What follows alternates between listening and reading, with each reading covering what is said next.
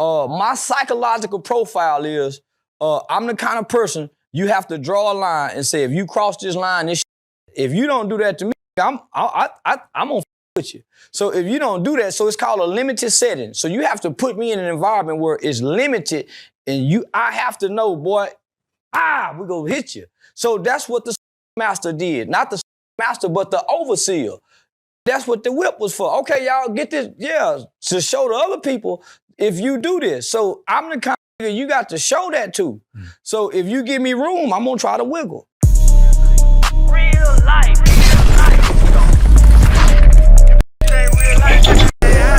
It ain't real life. Just ain't real. Real life street stars. You know what time it is.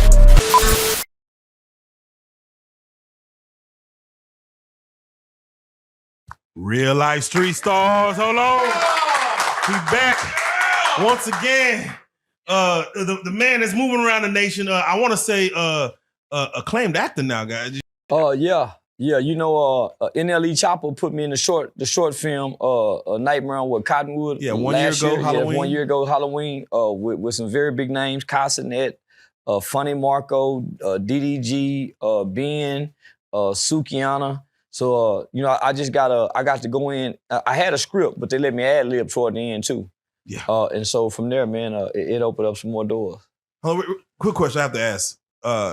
There was a meme going around saying Charleston White took his eye out on camera. Yeah, that was in there. So I did that. That was an impromptu. Yeah. So that's kind of what sold the scene a little bit more. You know what I'm saying? So yeah. Now we're gonna talk about it a little later, but I was able to watch The Wrong Address movie, which of course starring Charleston White. And you did this. You popped off the same scene in that movie. Is that gonna be like a? Did the director ask you to do that, or you just say, "Let me go and do that, show how real this is"? No, that's how I wake up in the morning, and you know, it's a prosthetic limb, so I have to clean it. You know what I'm saying? Cause you touching your eye, you rubbing your eye, so it can get infected just like any other open wound. So that was part of the morning routine. So I was really playing me, but not me, cause I'm not a grandfather. So So that was that was the morning routine. So I just threw that in there. Now, and I know that captivates people. Now, on the trailer, I haven't got to see the movie yet, but on the trailer, there was a scene where you're in the interrogation room. Yeah. There was a lot of emotion. You know, are you pulling something from this, or is this how you yeah, nigga, I've been in the interrogation room a few times over the last 3 or 4 years. And a nigga want to cry. You know what I'm saying? They cut out most of it. But now, homie, it's a part where I jump up, I'm about to cry. You know, because we trying to solve my grandson's death, who killed him. And they treat me like I was a suspect. So, I tapped into the times, when I was in them interrogation rooms and they asked me something, and I felt like I was in the right, especially when I went to jail for half a body, for aggravated assault with a deadly weapon. So, they charged me and wasn't nobody else charged. And them came to my location playing tough and gangster. So, I tapped in from that moment. Yeah, I remember being in handcuffs, not having the bond money to get out of jail. And like, man, them niggas were playing gangster with me. I was just responding. So yeah, I tapped into that part right there. That's some real stuff. Now we're gonna circle back to The Wrong Address because we're gonna talk about the promotion of that. But yeah, and we taking it to Hollywood. So I think we got a Hollywood movie premiere coming up like in January. So so we got to get back to it. So with that being said, with the timing of what we're doing right now in this interview, most folks probably gonna be sitting down, blessing their food for Thanksgiving dinner, watching the Cowboys. The genocide day we like every year, and we don't thank God for nothing else until Thanksgiving. We complain about more. We complain about our job. We complain about our living situation. But on this one day, we all want to play like we thankful, and in the process of being thankful, we sinning by gluttony. We overeating, we go throw away more food than we digest or give away, and we hollering we thankful. So I call this the holiday. This the holiday. Motherfucker ain't thankful for a motherfucker thing, because you ain't gonna go feed the poor or the homeless. You're gonna throw away most of the stuff that you're gonna overcook. It's the day. Do you not feel the love of family that comes around Thanksgiving time? Because my mother have a soul food dinner twice a month. So we feel it way before Thanksgiving. Thanksgiving is the day.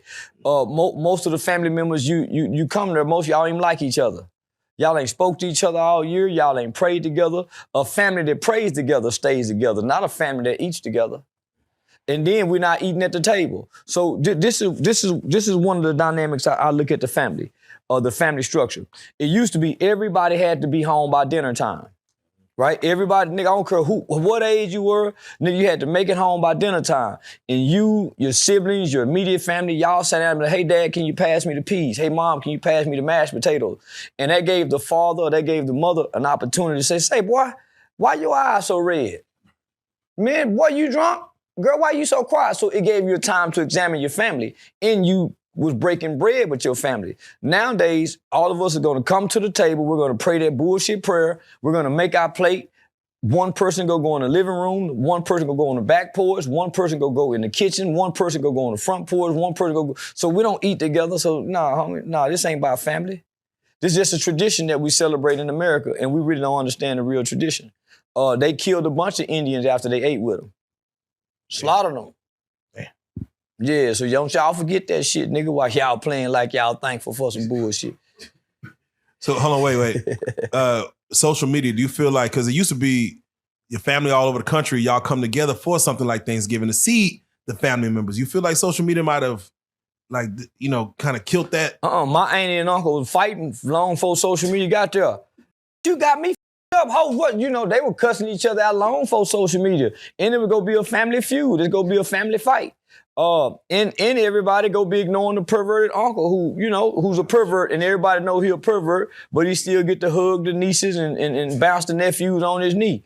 All the while sitting them in his lap. So now, social media didn't have nothing to do with where we at today. So let me just ask, let's just say the white people who haven't experienced a soul food Thanksgiving dinner. Yeah.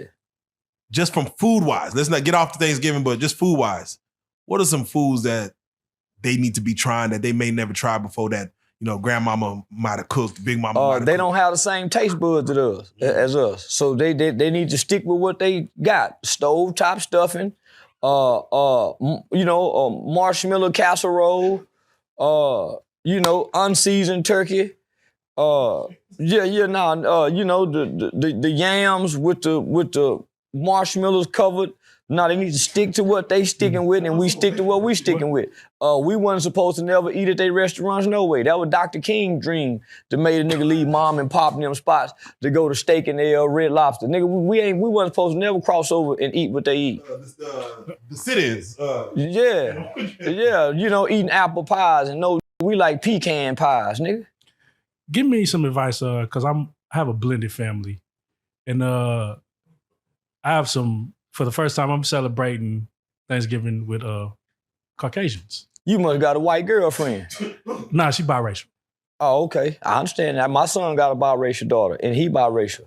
And I say some mean thing about white folks in front of her and forgetting she got a white mama. So I'm sorry, mama. Yeah, I'm sorry. And my mama got a mama. Boy, don't do that. Yes. So monitor your tongue. Yeah, monitor your tongue. So, try to make them feel welcome. But believe me, they understand. Because when they go over to that side, they say about us that we ain't never heard. So I got to say on the flip side of that, for that obese uncle who shouldn't be eating nothing, what advice can you give that, the one that just come over, the ones that come over just to eat when they know they should be? Man, shouldn't nobody be hiding by, we want to thank God for this day. Because think about this, homie. We're going to overstuff ourselves. On this one day, we're going to eat till our stomachs bust. And it's some starving children out there. And stop giving away turkeys to homeless. Where they go cook them at? Yeah, I never understood that. A raw motherfucking turkey. Yeah. And then, nigga, most of the turkeys I sold them when I was poor. I went and gave mama one. Homie, most people come get turkeys don't need turkeys. I don't need turkeys. When did this they need a job. When did this disdain for Thanksgiving start with you? Was that like young or something? Or? I never understood it because if you paid attention in school, it wasn't peaches and creams with the white man and the Indians. He tricked them. The Indians showed him how to grow food, how to eat, and the whole feast of Thanksgiving was them celebrating this massacre that they had done. So that's why we celebrate Thanksgiving, homie, because they killed off a bunch of Indians. Not only did they kill them off, homie, they gave them blankets intentionally with diseases on them. Chicken pox, mumps. Yeah, homie, that's why we have to have immunization shots because of what they did to the Indians. Damn. Should black people, like, you know, how Patti LaBelle did, should we, I mean, she made a bag off of Thanksgiving selling them patty pies. Should we like look into like, just make money off this holiday? Well, this is a capitalist country. Like the old say, nigga, every day you gotta wake up and have something to sell in America. Nigga, everybody got something to sell to you. Only white people's stores are closed on Thanksgiving. You can still go to the Arab stores, you can still go to the Chinaman stores. Nobody else is shutting down, nigga, on the white boy holiday but the black boy and the white boy. So we follow white customs and white tradition. So I'm saying, celebrating Thanksgiving.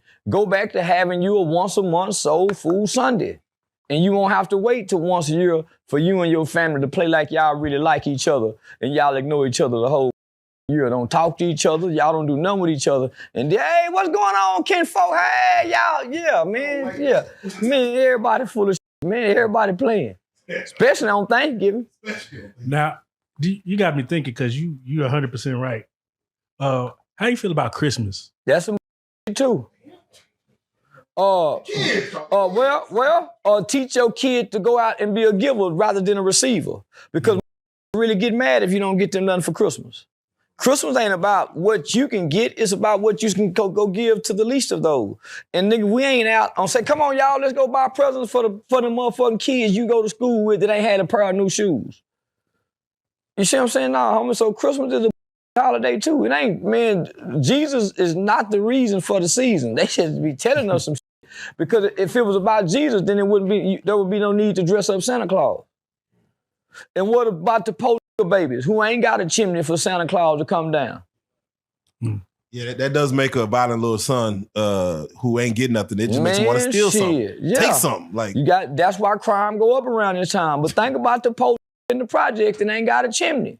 And they done sold the story of Santa Claus coming down the chimney. Come on now. So what holiday should we be celebrating? We supposed to just make up holidays. We supposed to have our own holidays to make up. Mother's Day, we supposed to celebrate a whole nother day opposite of what day they said it is. We supposed to have our own holidays that we specifically celebrate and nobody else. Until the end, I think everybody playing. Do you believe in Juneteenth or any other independence holiday? I used to believe it when it wasn't a federal holiday and white folks didn't celebrate it. That used to be my day. I called it day. But now that the white folks celebrate it, man, that day. For George Floyd to be the reason they celebrated it. No, George Floyd wasn't the reason. I thought that's when they implemented. Oh, well, no, we not gonna take that from Miss Opal Lee. Nigga, Miss Opal Lee had been trying to get Juneteenth passed long before George Floyd died of the fentanyl overdose. You heard what I said? Long before he died over the fentanyl overdose. Police didn't kill that nigga. That nigga died from fentanyl withdrawals. Resting on his belly. The white boy just happened to be leaning on his neck at the time. But he gonna die anyway. Damn. Not to sidetrack, but I heard you post, or maybe you didn't post it, but I seen a post with you where you was talking about George Floyd kicking in somebody's door. Was that? Yeah, no, that's what he went to prison for. He robbed somebody's house at the time who happened to be a pregnant woman and put the gun to her belly and said, give it her or we kill you and the baby. So that's what he went to prison for. That's wild. Yeah, big old with them big old feet and them long legs, boom, kicking your goddamn door in, and you look up and it's a big old standing there talking about give it her. Can you imagine the terror and the fear of that woman? And he a big old black ugly too? Shit, boy, she probably was terrified. I know I would be. What really hit me is when you said you was supposed to fight them white people like you did that woman. Yeah, nigga, like you'll whoop me. If I say something like, yeah, squirm, wiggle, kick your feet. He just laid there, my nigga. He just laid there. He made it easy. And that's that would get me about this. Nigga, make these white folk kill you, nigga. Don't just lay there and say, I freeze. Okay. Yeah, when the judge say, all right, do like Mad Dog do and grab your dick at the judge.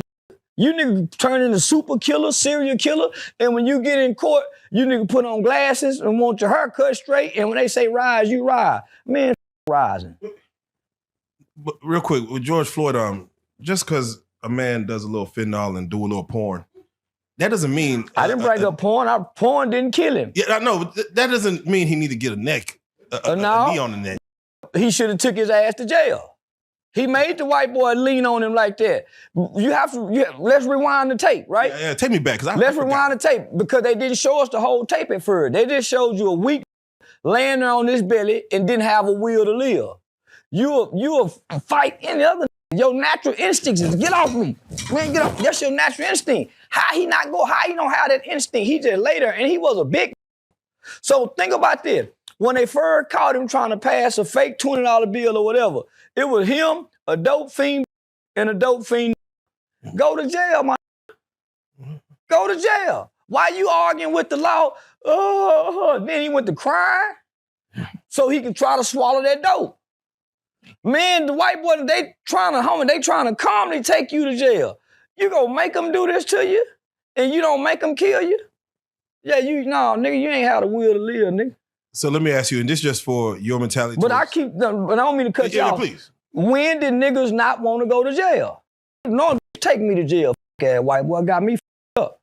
No, nigga, because the faster I go to jail, the faster I can get on the phone and say, look out, baby. Shit, come get a nigga up out there, mama, come get me. Man, come on, man. When did niggas start trying to hold court with the law? Take me to jail. I don't want to talk to you, cracker. Take me to jail. Fat man, let me go to jail. But he on there crying. He done went through all kind of roller coaster emotion just to end up on his belly. Speaking of when not wanting to go to jail, it's around the holidays, so you get a lot of family members call and they want something on their books. What's a good amount to put on their books, Steve, if you don't? Nothing. Boy, them white folk got you 3 meals a day and they go put a pie on the plate. They normally don't give you a pie. You'll get might 2 desserts because it's close to holiday. Don't call and bother nobody. Take from another weaker inmate. That's the world you in. Go take from a weaker inmate, preferably a white boy. Yeah, nigga, find you a white boy to extort. Beat up the mayor. Don't call and bother none of us out here that having a Merry Christmas and a Happy Thanksgiving to stay in jail with them worries and problems.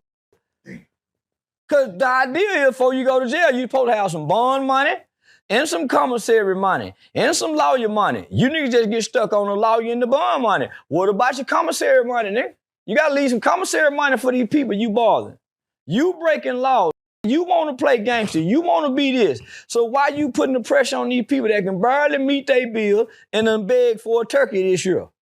And they got their name on the Angel Tree Christmas list for their kids to get some. Now here your grown ass calling, can you put something on my books? You got 3 meals free. Learn how to take from a weaker inmate. The officer that killed George Floyd, do you believe he should be in jail? Yeah, hell yeah, he killed somebody. I ain't saying the friend, but nigga, he killed somebody. Hell no, nigga, he killed somebody. And he was found guilty of his pearls. So I adhere to the Constitution and the laws of this land. So yeah, he deserved to be in jail. I just don't think he deserved to be there that long. Damn. So technically, a black man sees either a white cop, Mexican cop, or black cop. Which one should he have most fear of? I mean, ain't the white cop the one that kind of... Well, let me just say this, homie. We talk this kind of talk. White boy's supposed to kill you. We say we enemies. You say the police is your enemy, the police, so you talk all this talk and you don't think he's supposed to mistreat you the way you feel about it? Every day he putting on this uniform and this badge, he done left his safe community in his neighborhood because none of you niggas want to come patrol this shit and make it safe. So I got to come into a community where I already know I'm your enemy and you raising your kids to be against me. So I got to come put my life on the line to come patrol the neighborhood where your homeboy breaking your mama house. Your mama got to call me, nigga. She can't call you. Your grandmama, when your daughter get molested, she got to come to us, the ones you say you hate, because you ain't around to stop it. So yeah, the white boy's supposed to mistreat you in that uniform. He got every right to, like the lion and the gazelle. Whenever the lion and the gazelle see each other, they know 2 things. One know to chase, the other one know to run. It's a natural instinct, nigga. It's a natural instinct. It's like the lion and the gazelle. That white boy police is the lion. We the gazelle. Run. Yeah. He go eat you. Someone has said, is a lion eating a gazelle, is that considered evil? Nah, that's just natural order things. This is the natural order thing. The white boy's over us. We ain't overthrown him. Hell yeah, man, you niggas don't know nothing. I'm just talking to the black race. All right, well, speaking to the other race, it's funny, man. Trump wins. As he should have. And the stock market goes crazy. The next day, I'm talking about people who have been retired for 15, 10 years say, boy, I just got a free 30,000. Say, boy, I got 15,000.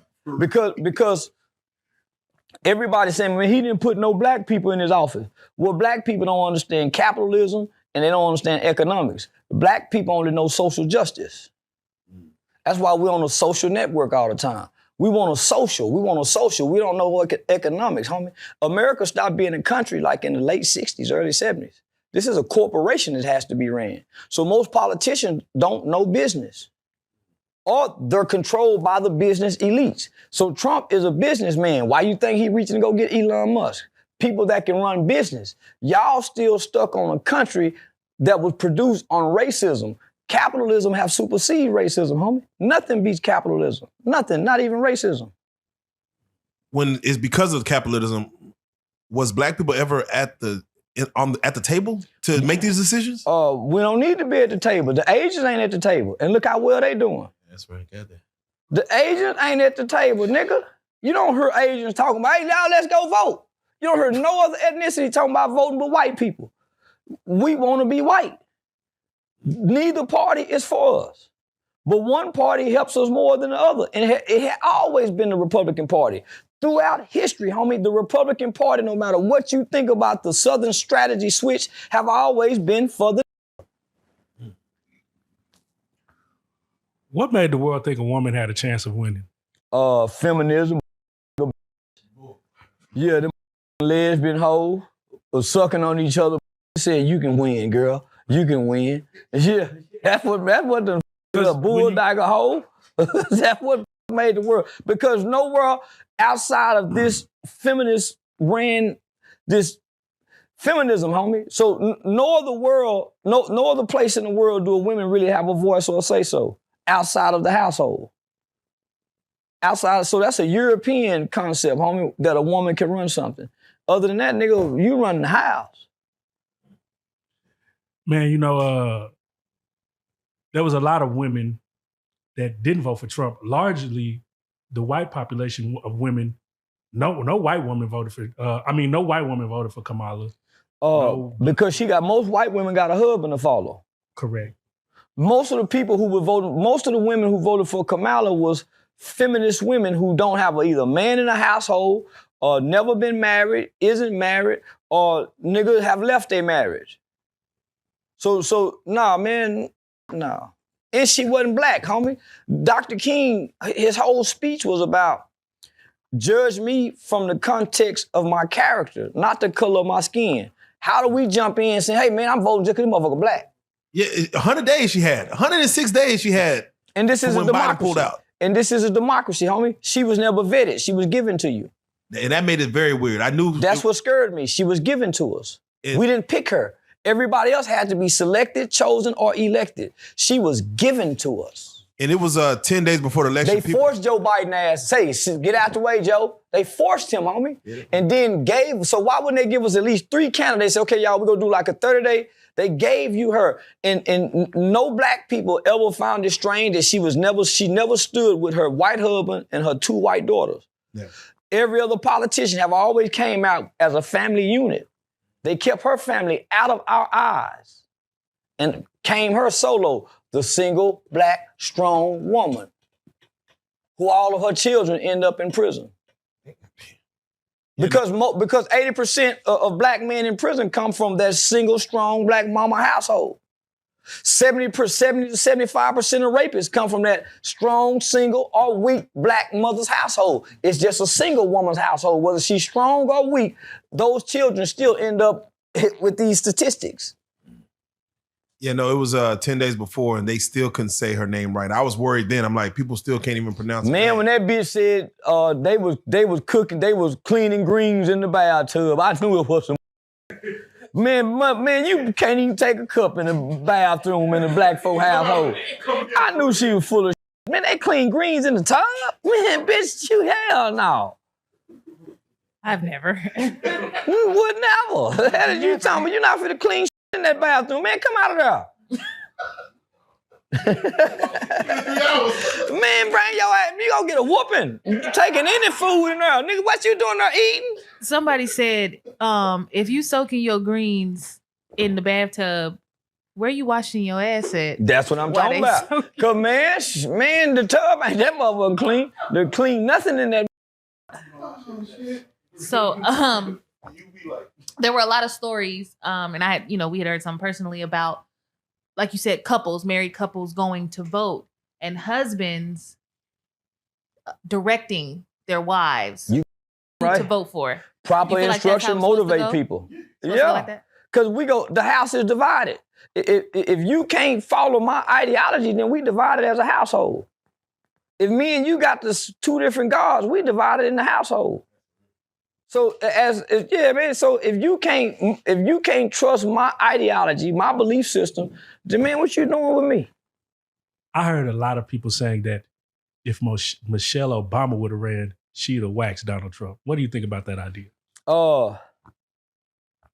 America would never put their in the White House to run it. White America would never put their in the White House to be over them. Never. Yeah, that would. They'll put another Obama. So they'll never put a president who had a black mama. So both these candidates don't have black mothers. Think about that, homie. You're not what your father are. You are what your mother raised you to be. Your black mother supersedes your father in the black community. So you were saying that, and shout out Say Cheese in the interview you did with him, you were saying that a Mexican would probably be picked before a woman president. Yeah, for sure.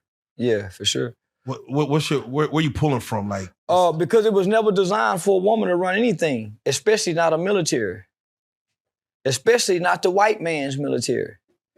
His woman understand their place. They understand their place, huh? It's only our women don't understand their place.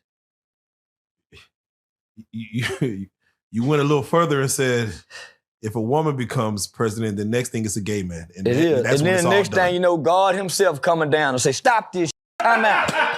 Time out. No. Because that's not the natural order, homie. Do you understand how what we would look like to the world? Homie, man, no. Hell no.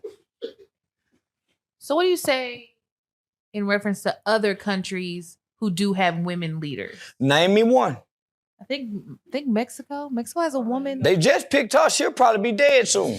Cartel is a motherfucker. Cartel is a motherfucker. You had the queen. Because whoever her running the country. Who's ever her running the country. Whoever can. Come on now. Whoever her running the country. You had the Queen of England, but she passed. But she did it for long. Well, she had the Parliament who ran. She was just a figurehead. Right.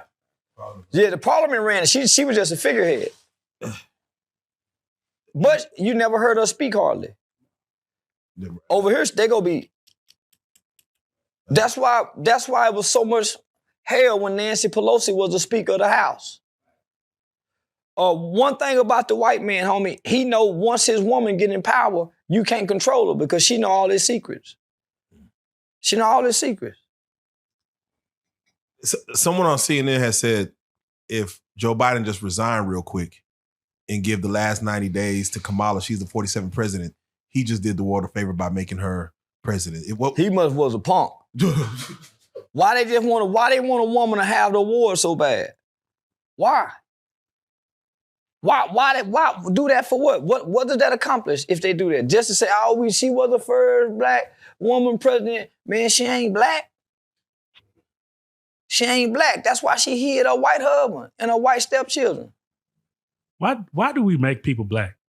Like Tiger Woods. They don't want to make Candace Owens black. They do. Yeah. They want to give her back. Yeah. She killing their ass too. And she killing them, homie. She killing them. I don't know why, homie. I don't know why we want to make people, because we want to win awards so bad. We want to embrace symbolism. Just give us something. Just give symbolism, homie. So that's why it's easy to trick us and to fool us. Now, they were saying once Kamala lost, that women, especially black women, weren't giving they dudes no nookie. They weren't having no kind of. I can't say what I want to say. A few years ago, women didn't even have no say-so over they. The husband can come in drunk and take it, and she couldn't say nothing. Yeah, I'm saying let's repeal the law and take it back to them days. Bitch, this my. We done became one according to the Bible. This my. Get here. By ownership, by right. Man, yeah. We just seen Gladiator. We just seen Gladiator. Because the Bible says you're not supposed to withhold this from me. Hey, yeah, this is my wife. That's even in scripture. You gonna withhold this from me? Okay, I've been the neighbor anyway, so go on keep I've been the neighbor anyway, and the hoe on the back street, so go on keep your little old. I know how to satisfy and plead this dick. Men don't know how to rule nothing, nigga, with no motherfucking real ruler. Yeah, I got 30 concubines, bitch, and you trying to hold that little old. Man, please, that bitch fuck way better than you. How do we get so far away from what women supposed to be doing and what they're actually doing? Like they also not supposed to be. They're not supposed to speak when. Man, them the hoes. The done this. The man too short. Pimp C tried to tell the Dykes came through and threw off all the game. Pimp C tried to tell us before he died. The Dykes came through and threw off all the game. Man, them two hoes sucking, whispering sweet nothing in their ear and turning you against what a man is. Yeah, man, you see what's the queen? What's her name? What? She a bulldogger. The bulldogger bitches. Did you see she got exposed? Yeah, man, it's the bulldogger, man. And guess what? You told her long. Like you said it a long time ago. Yeah, man. The bulldogger and the punks got this shit up, man. Now y'all edit this shit good so this shit can get out now. Make sure y'all bleep this shit.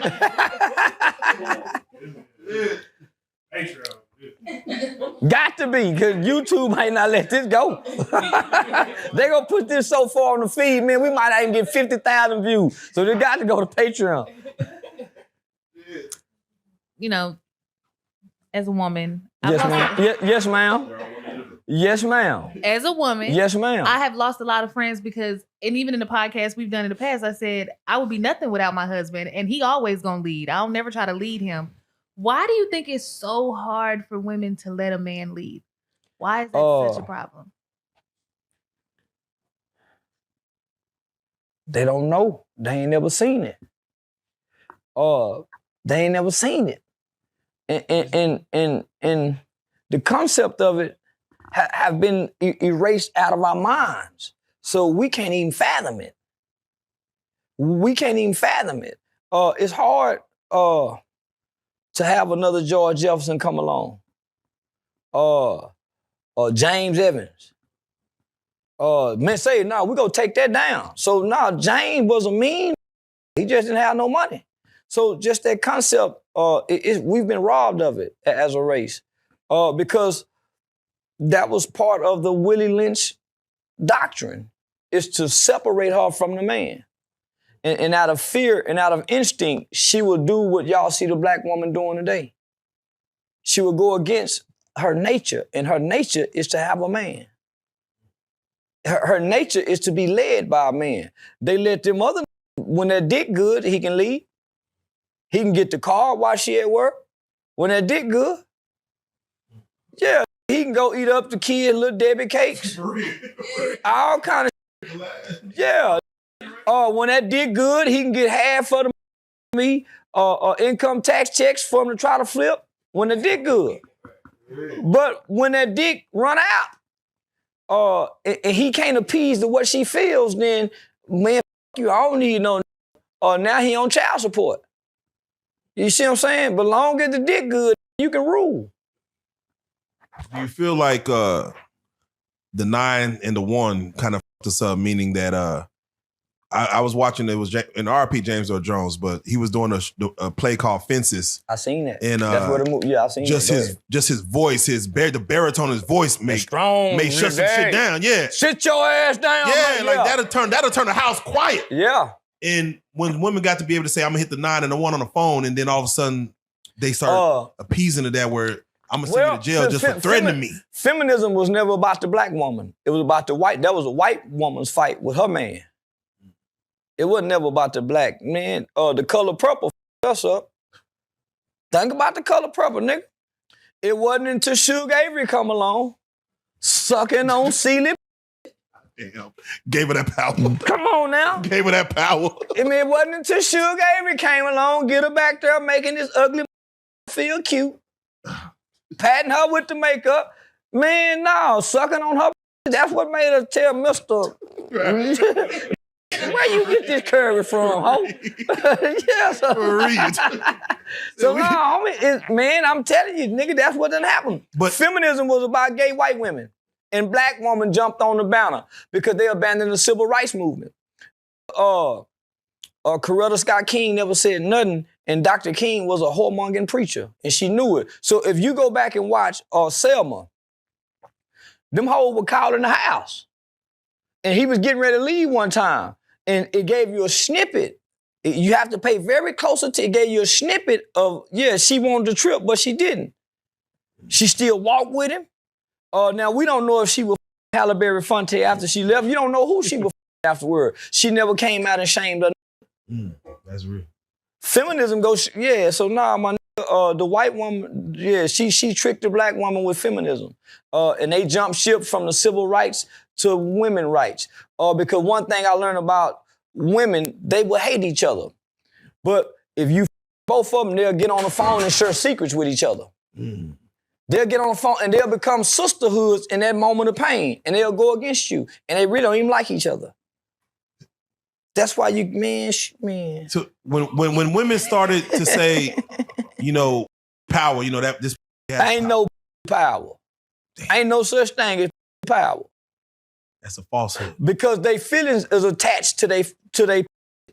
Our feelings ain't attached to our dick. The gas tank. We can a woman we don't like. They can't. Honeysuckle tree. Man, yeah.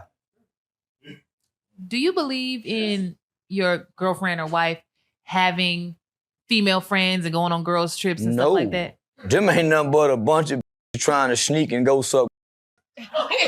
That girl trip, them girls nice out because she got 1 or 2 friends, homie, that's playing to suck.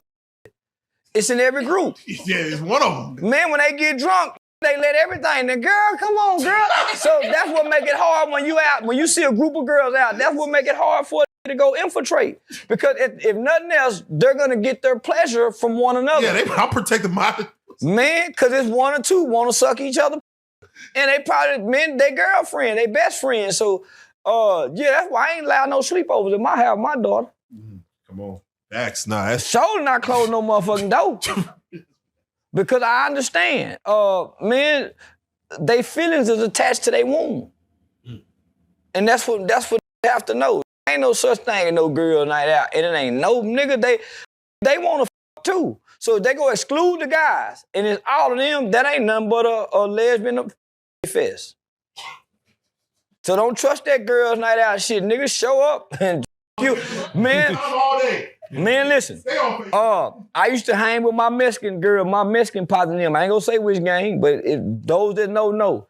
I used to sit back and watch them, homie, because my Mexican partners trusted me around their women, knowing I wasn't trying to, I'm not a driven man. I used to sit back and watch them, homie, get drunk. And that was their escape. That was their escape. That's their escape to go, man, because women are just as freaky as men. They just as horny as a. So you go let this go on, and they drinking and having fun too? Man, please, they finna come like a without you. Man, I'm the showing up, because I guess what? I know I can 2 or 3 of them separately. I don't want to have a threesome. No, bitch, I'm on one-on-one, you hoe. Yeah, no, fuck it. Yeah, because if I have a threesome, I'm inferior. If y'all bring, so if I got 2 women and 1 man, I'm the inferior piece. But if I separate y'all, I'm still dominant. Come on. There's always been like the saying that women create life. Like, man, life right here. Until I release it, ain't no life. Nigga, I carry the seed. You just the garden. So the woman is the dirt. We got the seed. So that's why you have to be particular about where you plant your seed. Because for you know it, this motherfucker think they got the seed. I got the seed, and it's 10 million every time I nut. Man, you just got an egg for me to, yeah. Man, these hoes got this up. Man, yeah, nah, man, they still, man, yeah, they got this up. What would you do if you was to meet Candace Owens? They say she's like the female Charleston White. Like, ain't no female Charleston White. Yeah, I'm too motherfucker because she got to be a hoe to be a female Charleston White. Yeah, nigga, it's only one woman got to walk with Jesus and his 12 disciples. No other woman got to walk with the Savior. So she got to be a hoe like that. Can't no woman with no white husband be no female Charleston White. She's just a very educated sister who speak a lot of truth and facts and knows statistics, and she can argue with you based on the knowledge that she has. So she's a very knowledgeable woman. For whatever reason, she don't want to sit down with no like me.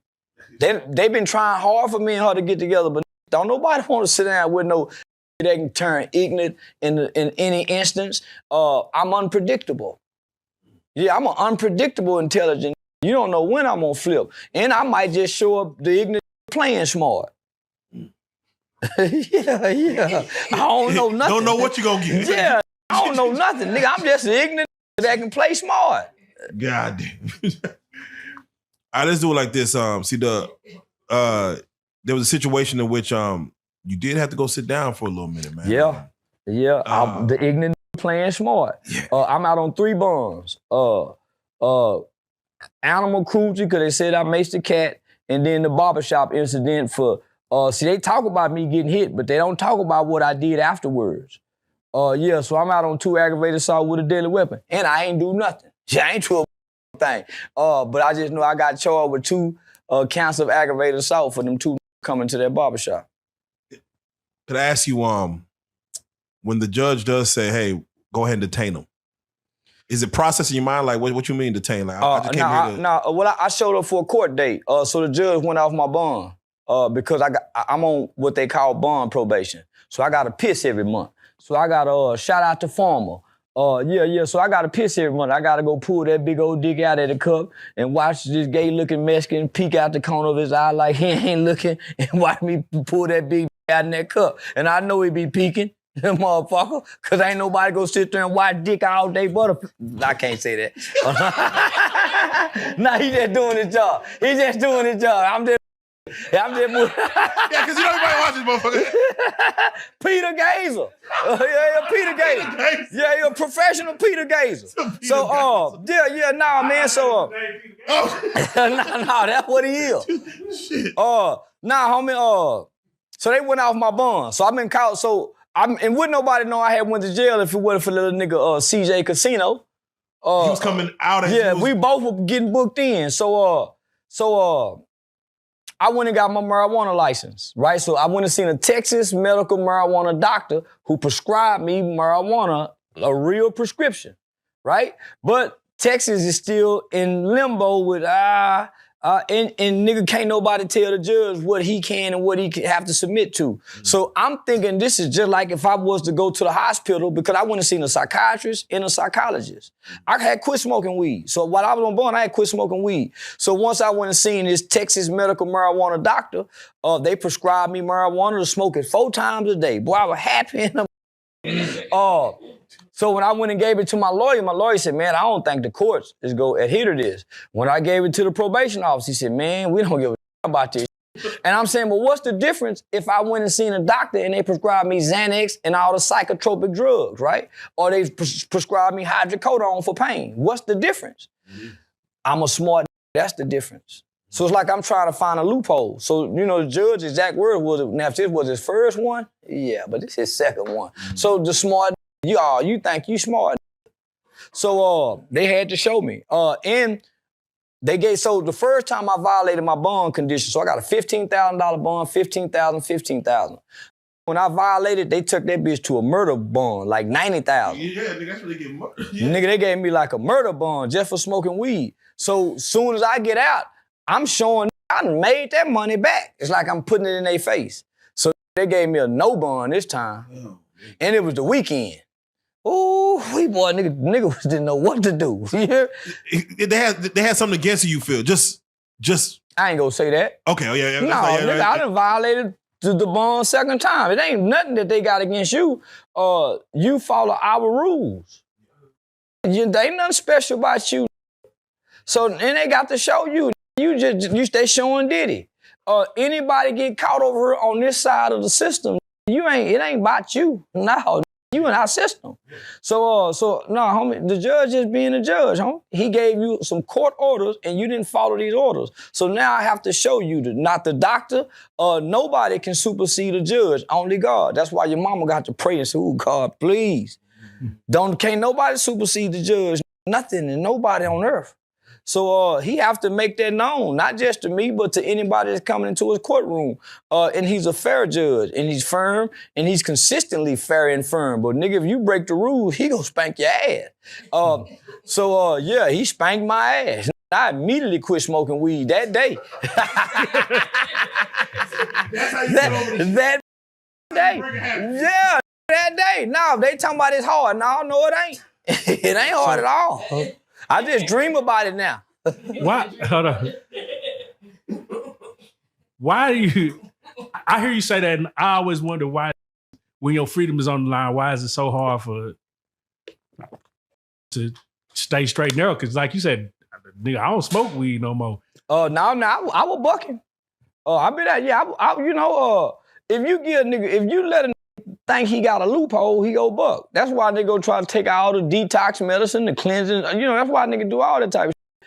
But when I was in the boys' home, we would have to go see psychiatrists and psychologists. So my psychological profile is, I'm the kind of person you have to draw a line and say, if you cross this line, it's your ass. If you don't do that to me, I'm gonna with you. So if you don't do that, so it's called a limited setting. So you have to put me in an environment where it's limited and I have to know, boy, we gonna hit you. So that's what the master did. Not the master, but the overseer. That's what the whip was for. Okay, y'all get this, to show the other people if you do this. So I'm the kind of you got to show that to.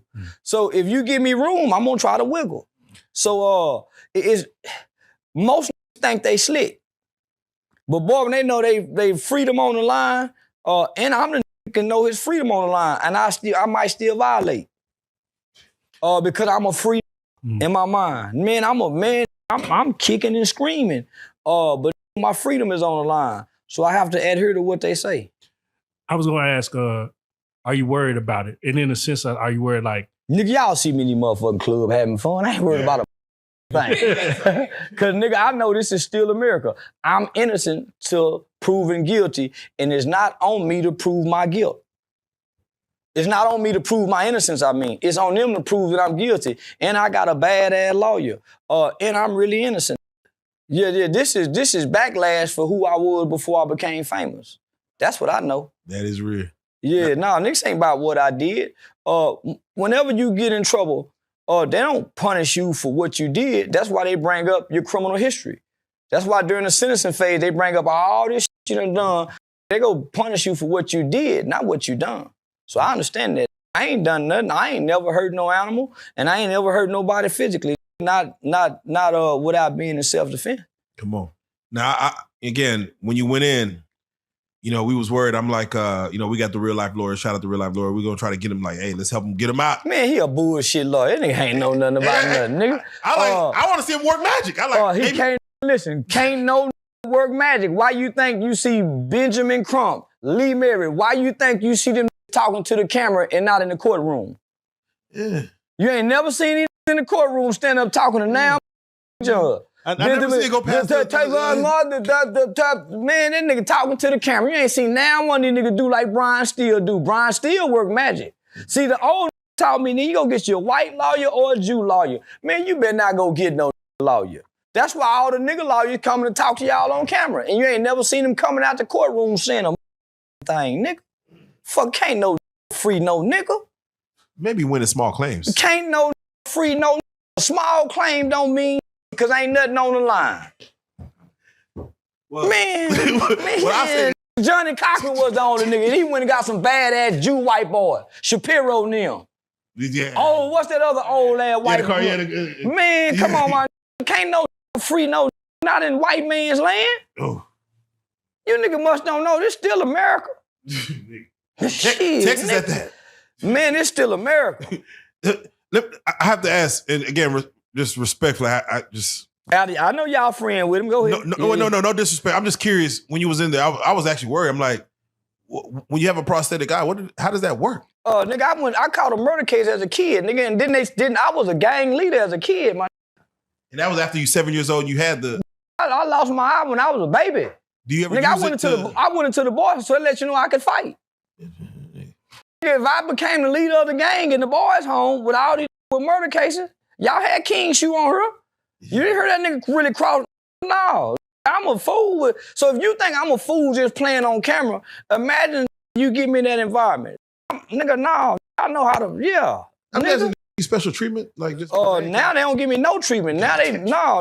Homie, ain't no special treatment when you go to jail, nigga. Yeah. The wheelchair, that's the wheelchair around now. You talking about, I'm really a little fool. And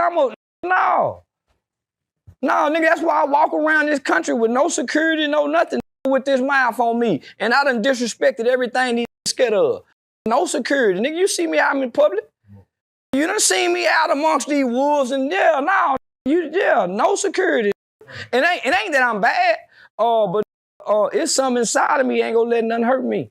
Nigga, you got to be a bad man. Attacked me while I was asleep. That nigga didn't wake me up and say, come on, nigga. That nigga attacked me while I was asleep, nigga.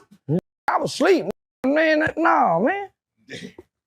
All right, well, definitely glad you got out immediately. But they put me in isolation now, homie, because for one, they know I'm gonna sue.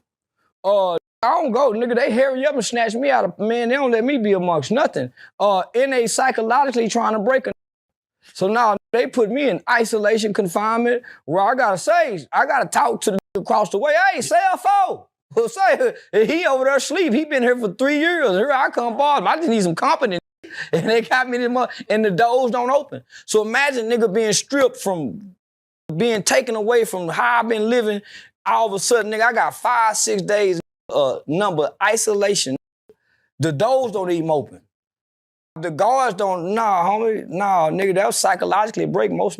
Did you feel like, you know, how the rappers that you talk about at either being in jail, did you have a moment where where I'm trying to put these, or where these niggas need to be? No, I still feel like I don't deserve to be here. Nigga, you talking about, man, while I'm laying there, I'm waiting to be processed. Man, I don't belong here with these. But now I want to be amongst these. Now, man, I want to watch TV. Homie, the worst thing you can do is put it with itself. That's why I leave the house, man, motherfucker don't. So now I gotta psychologically go through some shit. And I'm saying, man, y'all just put me in population. They said, nope. I want to watch TV too, but I don't. I just want to be around people because I'm a people's person. The worst thing you can do to me is isolate me and take me away from people. I'd rather be out there fighting every day, nigga. That shit. I'd rather be getting beat up. At least I'm gonna make a free and getting beat up, nigga. But by myself, just me, myself, and I in God, in the devil, man, that's torture. How do you keep your mind together? On that phone. Call such up. On that motherfucking phone. And then, nigga, at some point, you got to talk to God. At some point, and I'll be saying, man, I ain't talked to him this long. I ain't finna say nothing now. Then nigga be saying, come on, God, shit now. Goddamn. And go back to talking to self. Me, myself, and I is 3 that tap into. And you can get through some shit. Me, myself, and I can get you through some shit. But most people don't want to talk to self. I go to talking to self. You been talking that bad shit, nigga. Yeah, I go to talking to self, nigga. Did anyone not answer your calls if you call? Did anyone? No. Everybody gonna answer my call. I got a great support system. Shout out to Vicky Banks. The porn star was putting shit on the books. Oh. The fan bus was putting shit on the books. Mike Busey, Alex Stein. They treated me like when Tupac went to jail, Madonna and them showed up. So now, nigga, even the porn stars were putting something on the books. Literally, nigga. That's real love. Yeah, so shout out to Vicky Banks. Now, speaking of jail, Diddy. They say inmates are fighting to make up his bed. He got $1 billion. It ain't no he like. It ain't no he give and take. Nigga, who would man them niggas? Man, hell yeah, they fighting to make that bed up. That is, you heard what that just said. That punk said it was like being in Disneyland, being able to take all them. That's some wild shit. That nigga said Man, 1.5 years turned to 3 years. It's a factory. If they send me to a woman's prison for 9 months, I might extend it to what? And I get to run around and all y'all. Who would want to leave? Nigga, I got extra credit in this. Man, that's the only thing make prison bad is you can't. Yeah, man. Damn. No. So I understand. Diddy got $1 billion. He can bribe the guards. Man, that's like a king in that. And I hate to say it, but do you feel like he's taking advantage of the situation for what it is? Do you think he should be taking advantage? Like, hey, nigga, I'm actually Diddy this. Yes, I'm gonna make my bed.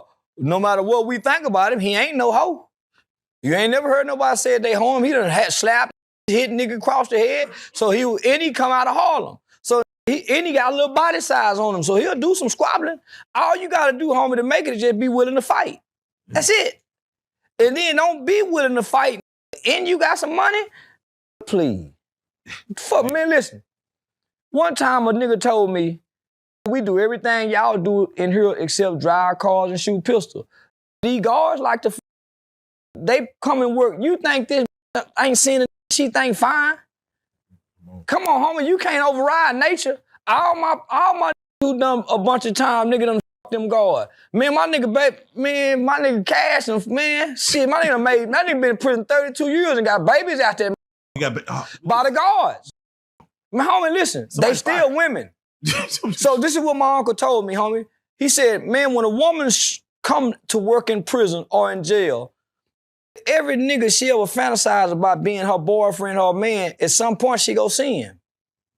At some point, she go see the she like, physical attraction, conversation. You got to be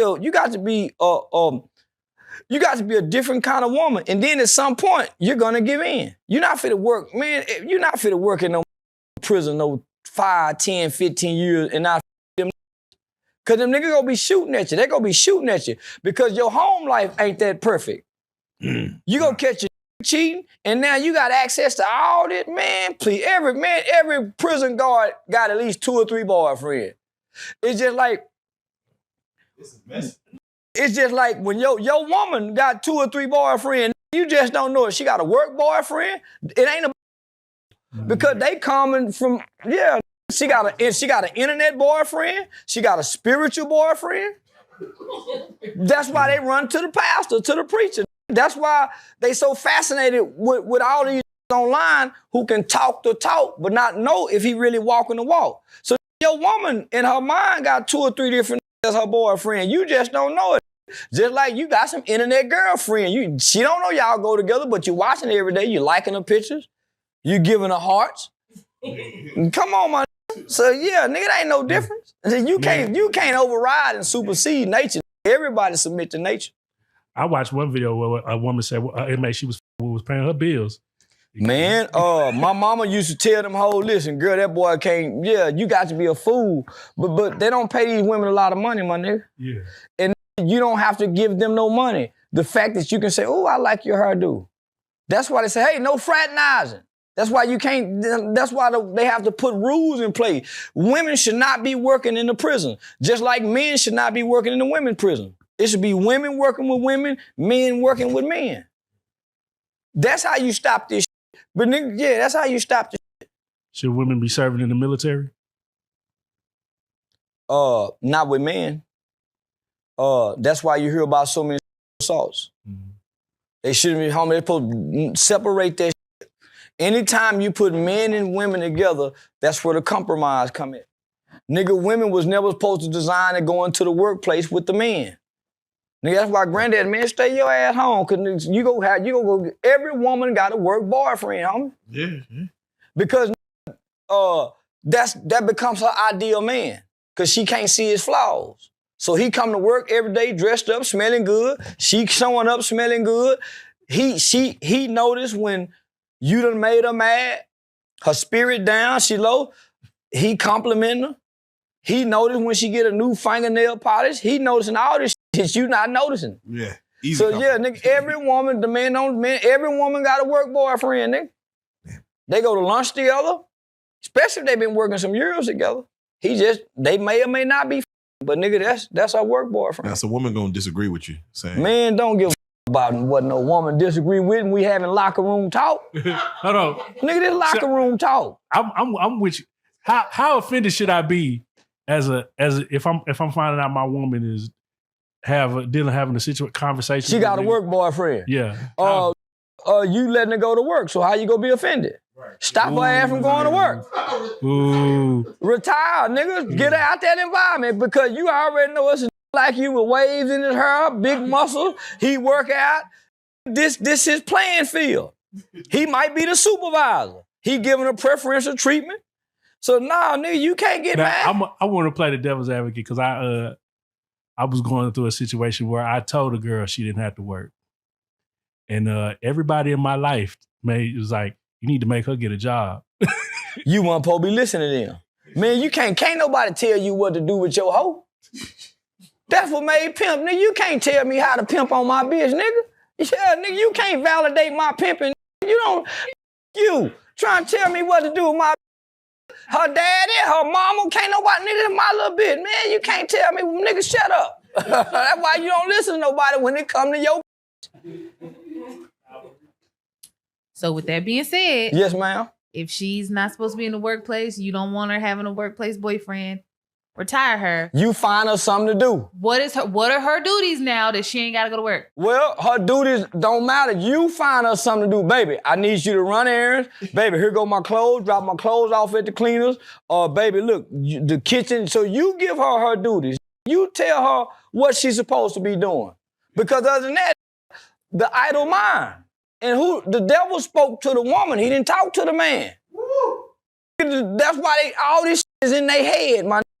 A woman ruined marriages because what's in their head. So the devil stay playing in their head, my nigga. That's the relationship. She have a way closer. You have a closer relationship to God. She have a way closer relationship to the devil. That's why he speaks to her. That's why he speaks to her, and my. Now, none of this applies to me. I do what I'm supposed to do. So that's why. That's why it's important for a woman to have the right kind of man to have a God. Yeah. Other than that, nigga, the devil gonna stay playing in her head. What about the woman who says, "Well, I ain't gotta work no more. I won't do nothing. You just take care of me. I'm the prize. You just take care. I don't want to cook. I don't want to clean. I don't want to do nothing. You take care of me." Okay, that's fine. I'm gonna have a bunch of hoes like you. You're gonna be well taken care of, but I'm gonna have a bunch of hoes like you because you don't stimulate me. You don't motivate me to be a better man. You really take from me. You take from me. You're not pushing me to become better. You're not inspiring me. You don't motivate. It's all about you. Then you like a leech. You're taking. Yeah. So now you go find some. That's why take care of that. And then have 3-4 more others that does something absolutely different than what you can do. So all the men that was at home, and when COVID happened, they sent people home from work. The girls that was upset about going back to work, men should check into like, hey, you was probably doing something at work that you missing right now. No, don't. You don't worry about what she doing with her. You stay focused on your goals and your aspirations. What she was doing at work, nigga. You can show up at the Christmas party once you and kind of look around and see which one kind of like. Yeah, nigga, don't worry about it. Cause if you worried about what she doing at work, you ain't got nothing to do in nigga. You like a hoe. Yeah, nigga. You done tapped into your whole nature. Worried about what she doing at work. You already know how this go. So what does that say to the man that goes to a woman's phone? Oh no, the men don't do that. That's little boy shit. Last time I was a little boy in my mid-20s. I think Miho probably was 6 months old. I went through my girl phone. Little flip phone? It was about that time, yeah, flip phone. Boy was a handsome yellow with waves in his hair. stretched back with his hand behind his head, probably with a 12-inch. Man, I saw that. Broke the phone, stole the car, took the baby, and every goddamn thing. Took the babies? Yeah, I damn near got a kidnapping charge. Oh. So I out because what I felt at that moment, that's why I don't like yelling with muscles and were waving at her to this day. Nah. Yeah, nigga, I'm spiteful toward them. A handsome yellow, man, I'm spiteful in them towards them based off what I seen in that phone 20 years ago. So, nigga, I ain't looked in the phone no more. Look. Because if you look, you go find. Look. If you look, even if it ain't there, if you look, you go find it. That might have been a picture he done sent to everybody, because we done all sent them pictures out. But, man, that nigga had the perfect pose. Man, that nigga was a handsome yellow with that big old dick. Nah, I looked at my B and shit. It was a tall yellow nigga with braids. There you go. You And see what I'm talking about? He was in college. I'm a fat ass little drug dealer ass nigga, no future. I'm mad. Yeah, but you really don't like me. You like with muscle. Yeah, nah, that's why I'm spiteful toward a handsome yellow. Better not have no waves in his house. I damn near want to fight if niggas just saying what's up to me. So Charleston, wait, I gotta ask. Back to Diddy real quick. Yeah. His Boy, these little old tight jeans trying to ain't dressed like these young. trying to be like the young. Yeah. Trying to be like the YNs. He's supposed to have a court case in May. And shout out to the judge. Now go ahead. Yeah. And I'm gonna explain that. Right, yeah, please, because he just had of course, his mom and sons came back, and again, bond again. This is fourth bond attempt. Yeah. Should they let him out? Just yes, homie, because that's our right. That's our constitutional right, homie, to be able to make bond. So this is why I'm saying shout out to the judge, because the judge is saying, okay, we just had a white guy come through here with these same exact charges. Y'all let him make a $10 million bond. What's the difference? Why y'all treat, so the judge came and said that, and the judge saying, okay, I heard y'all just went in his cell, and y'all just wrongfully gathered up some shit, supposed to be doing a prison cell search. Destroy it. You can't even use it as evidence. So that lets you know it's a fair judge. And he didn't deny his bond. He's thinking about it. He said, okay, I need y'all to send me something, and y'all send me something, and I'll weigh this out. So that's why I say, homie, shout out to the judge. I got one of them kind of judges, homie. That's homie, it's the scales of justice, so I'm fair on both sides. So yeah. There you go, much needed. I have to ask, TDJakes just went, still. All I'm gonna say, man, is shout out to me, Mud. Mud, my tattoo guy. Mud came home. I might not even supposed to be saying this, but Mud come home along. Man, I ain't gonna say that. Mud came out shooting at the Potter's house. His aspiration, and he fulfilled his aspirations. And ended up meeting his beautiful wife. TDJakes' daughter still ain't got a man. And he stepped down and gave the whole Potter's house to a little hoe with no man. Shit, that's the red flag right there. He stepped down and get a Potter's house to his daughter who ain't got no man. Yeah, that was the first red flag right there. Now, they say TDJakes he's suing another pastor who alleged that I don't think it was another pastor, but I think it was not another pastor. It was a guy. I forget his name, but he had said that some advancement has, he advanced on him a little bit, saying, "You do this and favor will come your way." Jakes just had a stroke. How he suing? That's the people trying to protect his image. You call that nigga up and say, "When I see you, I'm gonna kick your ass." Like, now, you don't sue no that's lying on you. Defamation or what? And no, man, everybody playing. Yeah, I think everybody playing, homie. I think that stroke he had, he was playing. He ain't fall out the chair. He dropped the mic. Man, drop the mic, hit your head. I done played I fell down the stairs down and killed myself trying to play like the police pushed me. Yeah, no, nigga. I lied like a man. Killed myself, then fell down these motherfuckers stairs playing like the police done pushed me. No, hit your head. That's how we know you serious. Yeah, he bullshit. Nigga just go later. Man, please. He full of shit. And I was rooting for him at first till he had that stroke in front of the congregation. Okay. So, well, speaking of lawsuits, I have to say this. Drake filed a lawsuit against Kendrick or against Universal Music Group for giving Kendrick the "Not Like Us" look, and they say that's the ultimate no. You don't in a rap beef, you don't start bringing in lawyers and suing for saying or doing stuff. Man, that's a yellow. He get to do that. Man, yellow. I forgot. You go weak ass yellow and crying, but he always had the Jews behind him. How he claiming it's unfair? Now would have the Jews behind him. Homie, nigga, just enjoy the money, man. Let the little short Kendrick have his little. Come on, my nigga, all that money you got. I do wonder what is that about? Like you just pride and ego. Don't take the loss. Man, that's the yellow take nigga. The money. Man, that's the yellow nigga that really can't play with his cousins.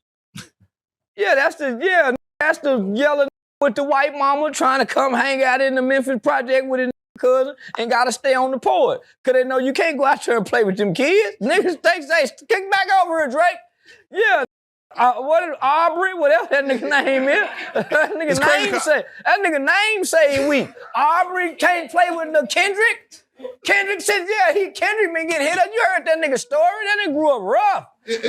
Yeah, get your ass back on the porch, Aubrey. What's wrong with you? Them kids will eat you alive. It's crazy because I'm picturing a child Drake with curly hair. Man, handsome yelling Aubrey. And his name Aubrey? Yeah, Aubrey. Come Aubrey on, man. first. They can't play with Leroy, Tyrone, Kendrick, Curtis, Jimmy, James. He can't. You can't even run the ball with them. He said in the Memphis You see how, projects. man, that's where daddy from. And your daddy run off and left you. So daddy, 9 times out of 10, daddy out slanging dick, being a player. So you at grandmama house.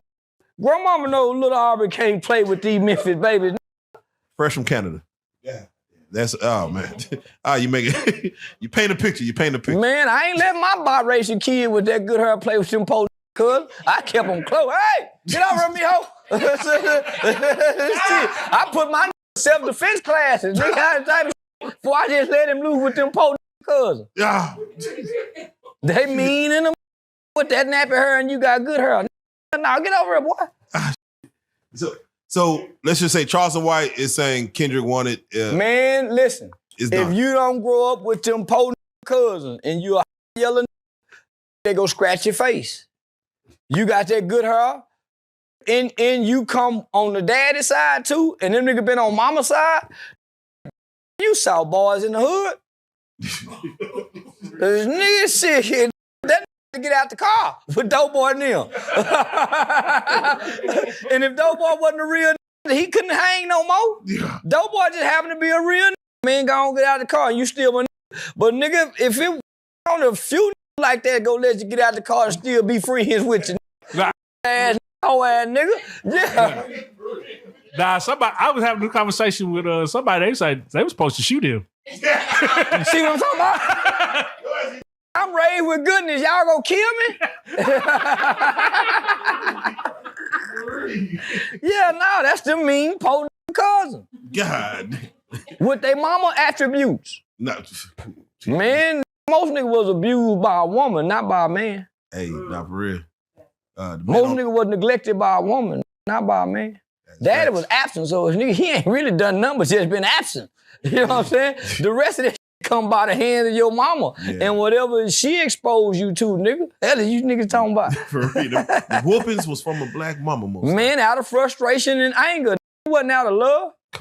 That man now motherfucking kid got no whooping out of love. They scream love though. Man, it ain't no love, man, cause how you gonna wanna hurt me and say you love me? How you gonna wanna physically say you so baby slap my woman out of love? Yeah, no, but because how can you say you love me and this is for to hurt me? I'm for to cry. So when they say, man, the Bible say, if you spur the rod, you spoil the child. It meant the rod of discipline, not beatings. Because the rod of discipline mean, okay, when you get out of school, you no watching no TV, I need you to do this. So discipline. Not physical pain. Do you believe that discipline for the children should be left to the father?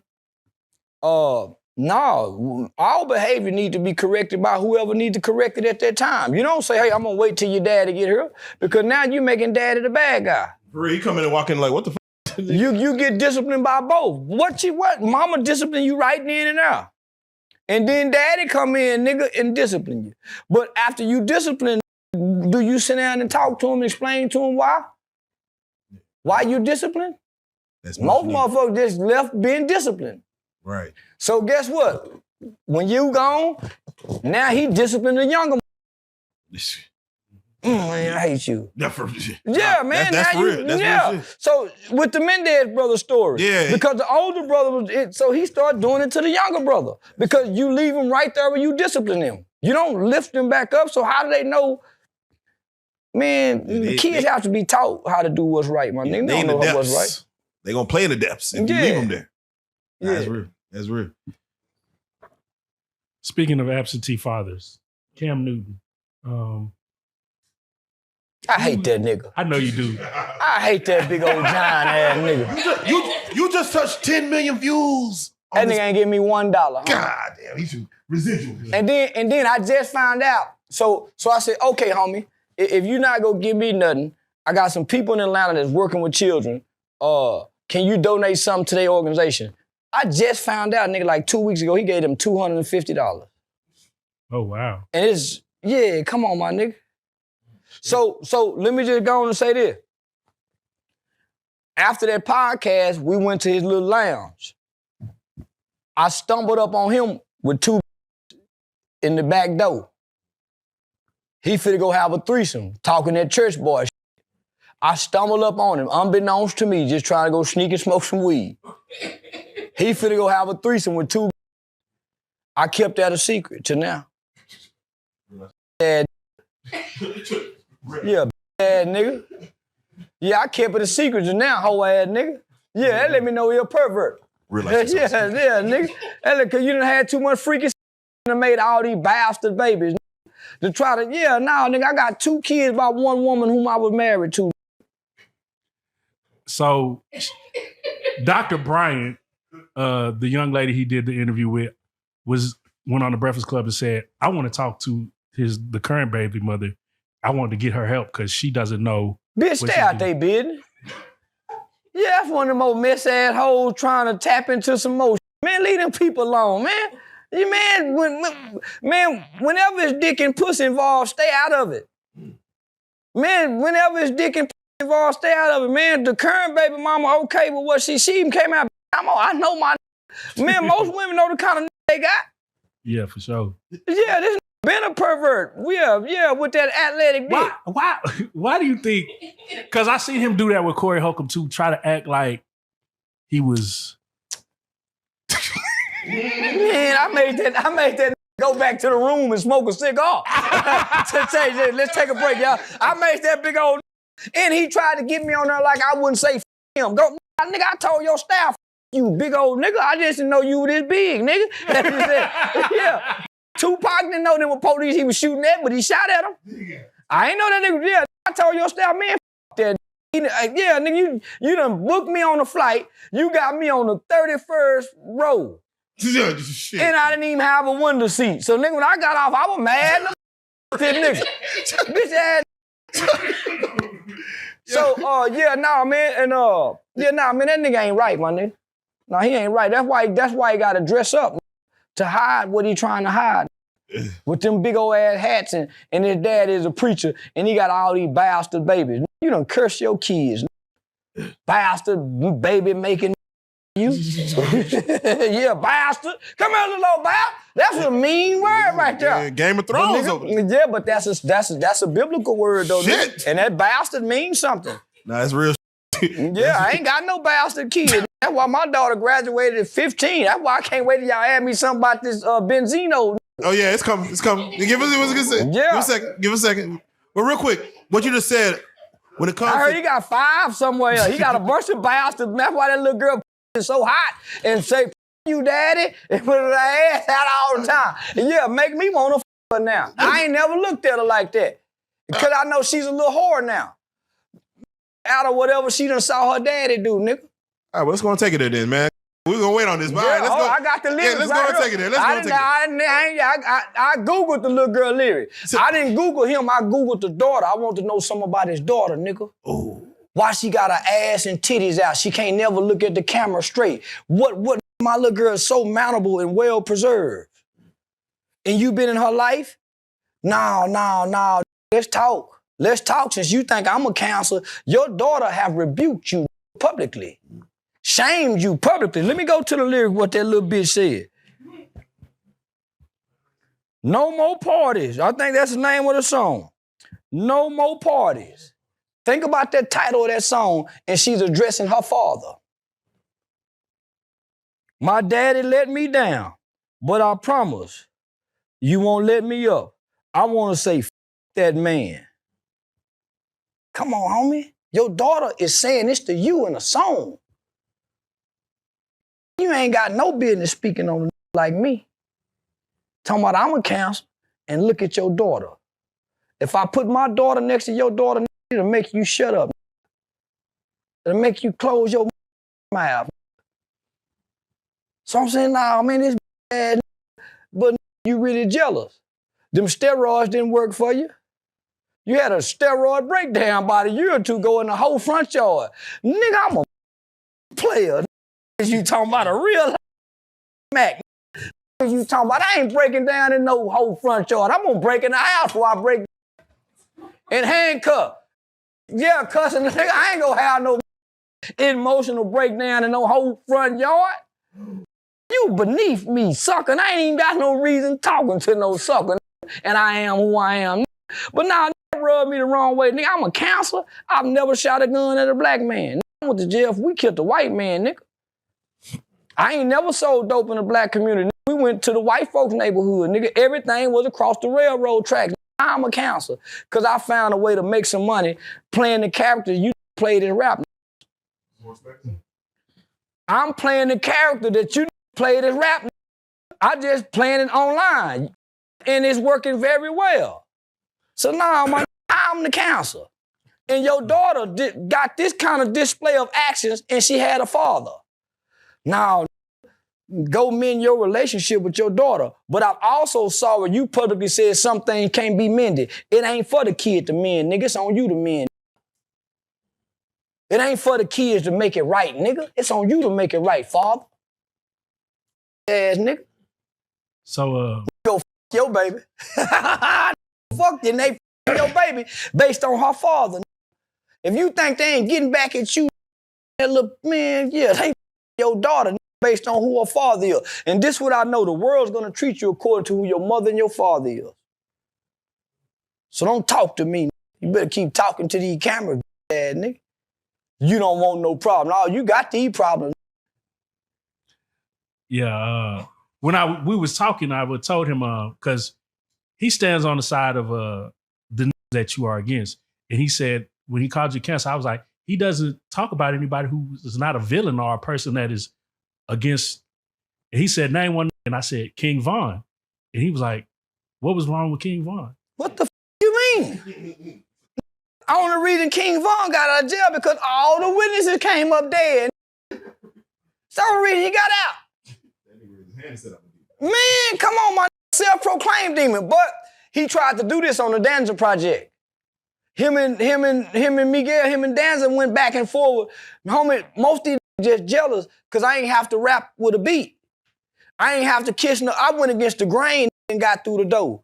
Homie, them niggas had to get on their knees. They had a Jewish white man with Source magazine he was tied with. The white boy that with the Jew thing around his neck. And that white boy tried to sign me. He tried to get me to go against Funny Marco. That's why they took the Funny Marco thing down. I wouldn't go against Funny Marco. Funny Marco, I should say, homie, they trying to get me to replace you. Can't get me to go against my people unless my people against me. So let me ask, Benzino cried about... I ain't crying nowhere. I'm a mean, nigga, I ain't crying nowhere. Now, I might get on the phone and cry to mama, but nigga, I ain't for to publicly cry nowhere. He cried about his daughter's situation. I ain't crying about my daughter's situation. I'm gonna go cry to my baby. So what advice can you give him? You shouldn't have no reason to speak on nothing when you see your daughter with her body like this. Go be quiet and go mend your wrongs. Go fix your wrongs. Don't try to come talk to us when a look at y'all children and how your children behaving. You see my son, he's a very well-mannered young nigga. My nigga, he ain't in no trouble. Right. How I'm gonna come out here and talk to y'all and my kids having these problems? How the I'm gonna come address y'all and my kids having problems? My kids is displaying, please. Now, I really done walk the walk and talk the talk. Nigga, that's why I'm so bold with my convictions and how I speak to the people. That's real. That's real. Did anything he say at all, like, touch you at all? Everything that said touched me, it made me go look at his daughter. Everything that said touched me because you speaking with ill will from a position of envy and jealousy. Envy and jealousy. I ain't never met that in here yelling. So I'm really mad at yelling nigga talk. Yeah, now yelling nigga good her can't talk to this kind of her. Man, no. This nappy her talk to nappy her. Nigga good her can't come dictate nothing to nappy her. Come on. Yeah, you man, yeah, you better sit down somewhere playing with me, nigga. I'm really an ignorant. I'm just playing smart. Hey, man. So Charles, let me ask you, you speak on Von. We got to get your take on the Durk situation. Of course, now that they didn't add more to it to where his ass is grass. Keep yeah, going. it's like I don't know if there's a sunny side up on this. Tell to get out of jail. That's all I know. It's just a sunny side up. Tell it on anything, anybody at this point. What y'all don't know? Who y'all want me to tell? Make up some shit. Okay, I say what you want me to say. Give me the script. That's where he at right now. But he playing Assalamu Alaikum, so he'll be all right in there. Who do you feel bad for in this situation with Durk? Like, is there his children, his mama, his kids, nigga? He done made somebody mama cry with a baby. Y'all gonna have compassion for his kids for he took somebody's baby and his mama got to cry forever. I ain't heard nobody have compassion. What's the woman's name?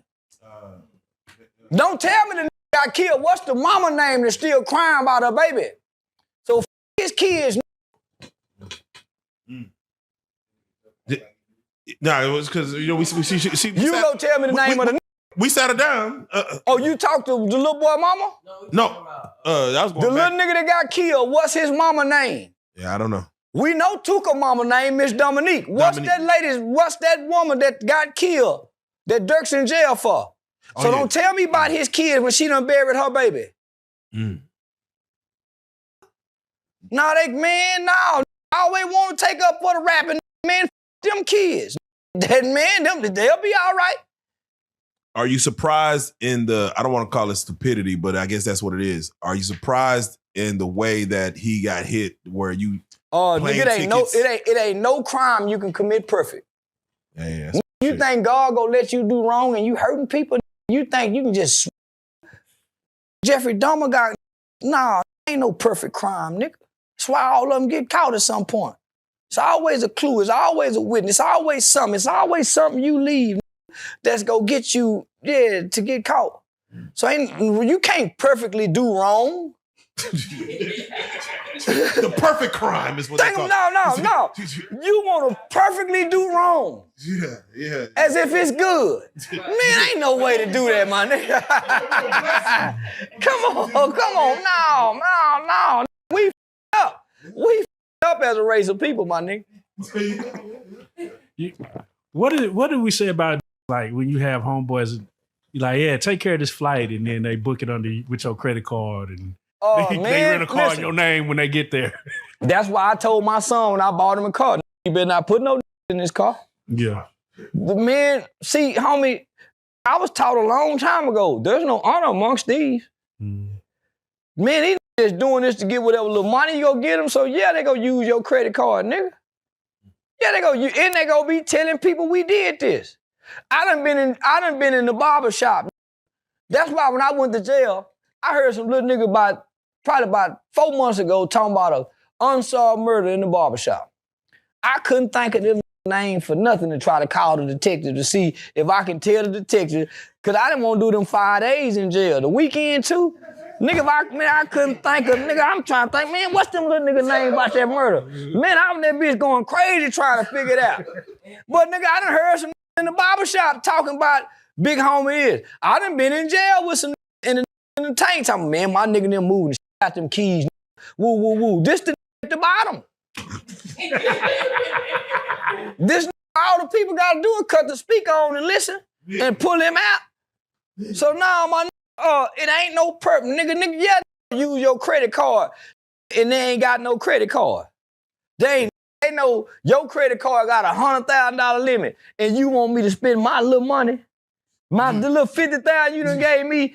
I done played trick with it. I done done all this shit with it and I get high every day. You want me to logically commit a crime. You want me to commit a crime with a rational brain and you know I'm blunts every day. I'm doing all these different every day and you want me to do something right. You got to be a fool. So you have a shirt, I forget, it says if it don't, what is it? With the if you want your pockets to swell, tail. So Durk had his partner with all kind of wires, they say is all in jackets and hoodies. And man, the FBI got money set aside to pay informants. To take care of niggas like for years. The FBI, your government, your state police, they have a whole budget for to come play snitch.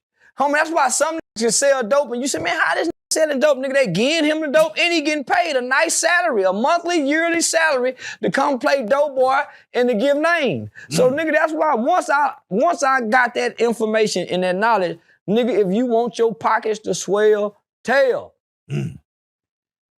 I guess, what do you... Because, you know, these wires is everywhere. I don't know what to do. And again, we had Officer Teagan up here who, of course... brought down 43 niggas. He brought them all. He started from the bottom. Nigga, worked. He didn't even have a budget. He didn't even have a budget at first. It was a pet project, nigga. Yeah, that nigga, he didn't even have a budget at first. Homie, I think the most he had was maybe $3,000. They had to come give him a budget. It's working like this. So they had, come on, they brought people in like, God, they couldn't believe it. So just imagine a nigga done worked his way, a white boy police officer. Imagine go get a fly like me that can talk and play. Go imagine they go get a fine woman that she playing stripper in a strip club, but she's an FBI agent. Come on, my nigga. You can't outthink these people because they got 3 shifts. They got 3 shifts. When you at your smartest and at your, you still got to go to bed and get some rest. Come on in. They got another shift come in. Watch here. So how you gonna beat these people? There you go. There you go. Yeah, homie, doing wrong ain't never been right. Homie, now you can do wrong to try to live right, but you can't do it long. And you sure can't be hurting people, my nigga, and think that's the way. Man, I just heard Killer Mike say, shout out Killer Mike, because he shout talked out about to my you nigga. was he talked about you like you was garbage. He spoke very high of you. And shout out to my man Mike Busey. Mike Busey just put us together, so we connected like probably about a month ago. So yeah, he said there's a right way to do wrong. It is. It is, homie. Get what you can get and get out, and understand that long as you. That's where the mercy and the grace come from. That's where the mercy and the grace come from, homie. You stealing because you hungry. You stealing because you hungry. But you go keep stealing. At some point, you becoming greedy. Right. Some point, you becoming greedy. That's how you catch it in the wall. So it is because no child is born bad. All behavior is taught, whether indirectly, directly, or from observation. So a lot of the things that we think is right is really wrong. Yeah. Some people think taking is right. And it's not until they start getting in trouble and having adverse consequences that they realize, man, this shit ain't, you know. But I would go into the schools especially when I had to talk to like 3rd graders. And I would ask them, how do you know if you're a good person or a bad person? Do you feel bad when you do something wrong? Do you feel bad when you do something wrong? That's how you know.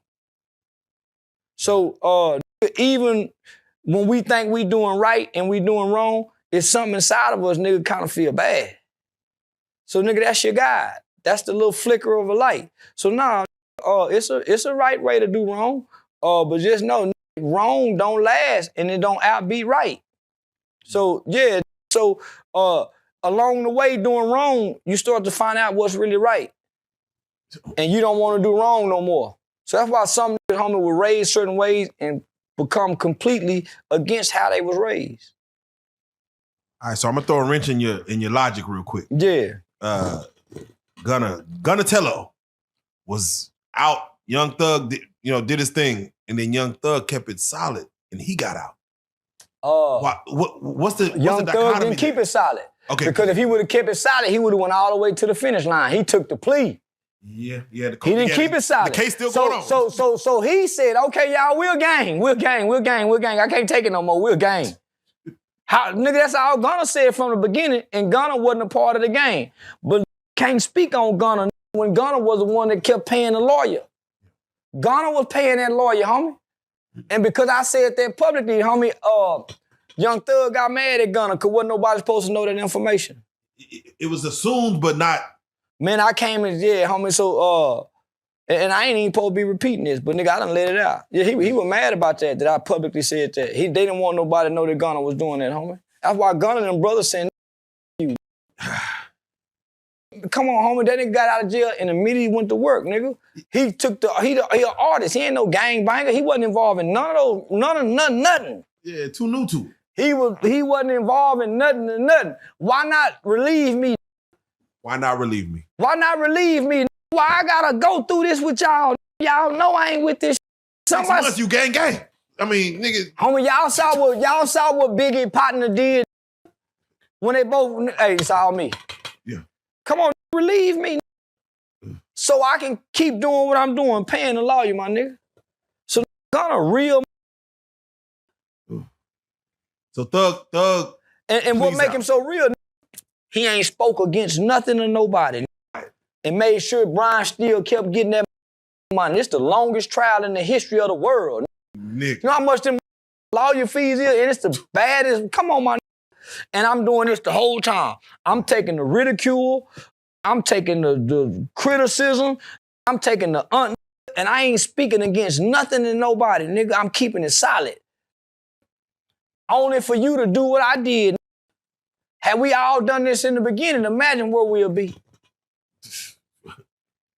Shout out to Yak Gotti and them, my nigga. Shout out Yak Gotti. Yeah, shout out to Yak Gotti, my nigga. I'm praying for you. Now, you spoke on this. You said 15 years probation. It's almost impossible. It's very hard. Like, it's almost. You can't even do this. You can't even do this. You can't do the slime thing. Yeah, you can't do no slime. Yeah. No, you can't even say peace. Yeah. You can't even take a picture with a fan that could be possibly a gang member. And you gotta leave where you from. You got 48 hours to pack up and leave your kids, your mama, your everybody. Nah, put me back in trial. Yeah. I didn't know this was gonna be this hard. Put me back in trial. But when you done been to jail, I would have took that. Listen, they came to me with 5 year deferred probation. Man, I'm not taking that.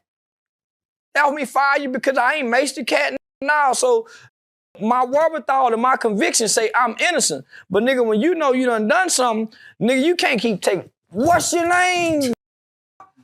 Kunta. You can't keep hollering Kunta. Kunta. At some point, you saw the movie, what was that when Denzel was getting them lashes across his ass, and nigga, at some point a tear come down his eye. One tear. That was Glory, yeah. Man, he was taking one tear. One tear, look at few more lashes. A few more lashes. Oh, let that scene keep going. Let that scene keep going. Man, nigga, so I get it on both sides, man.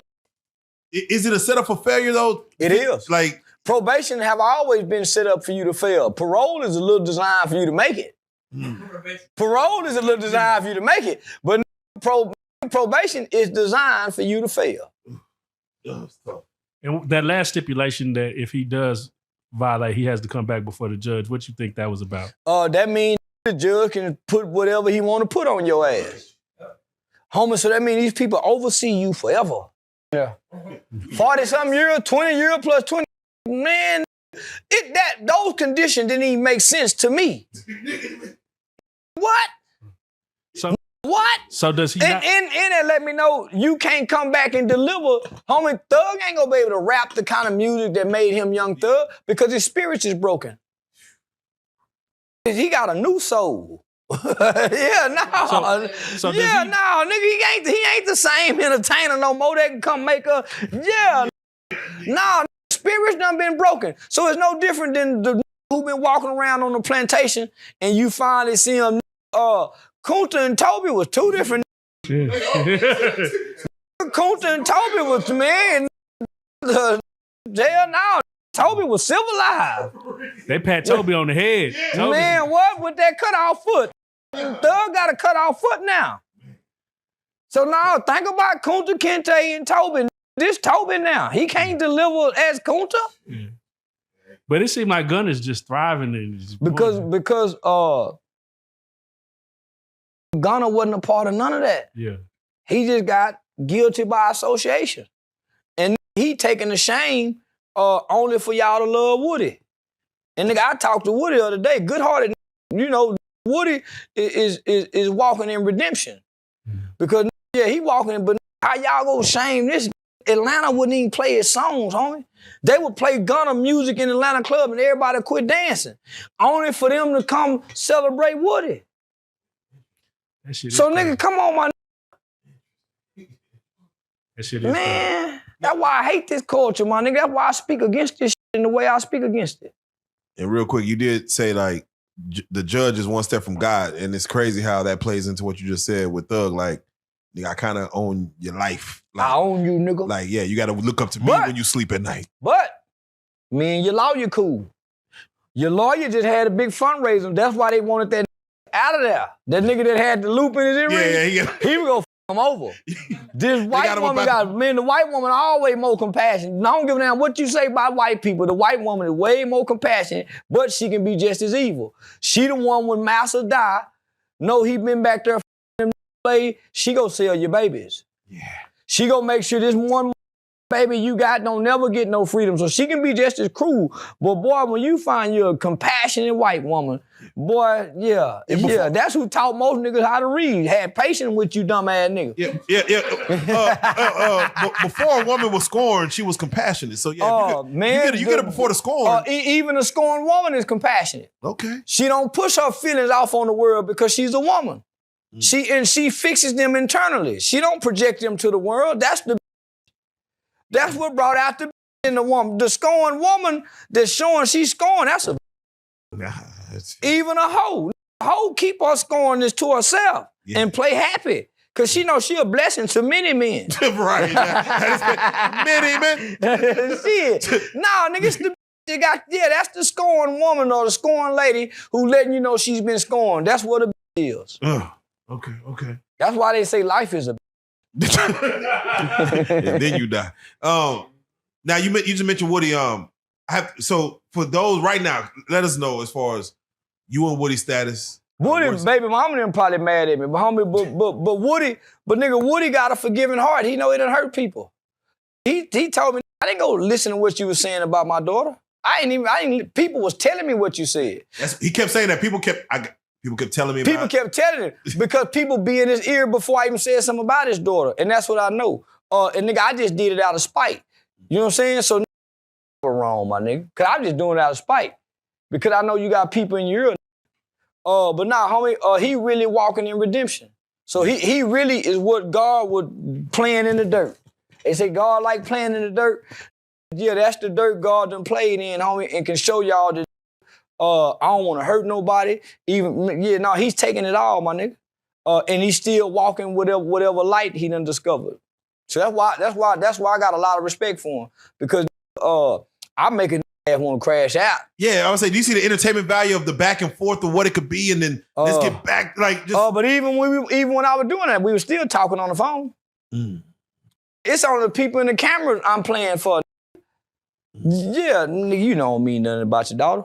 Yeah, but nigga, I'm gonna play like I do anyway. Nigga, I don't give a damn. I'm a content creator.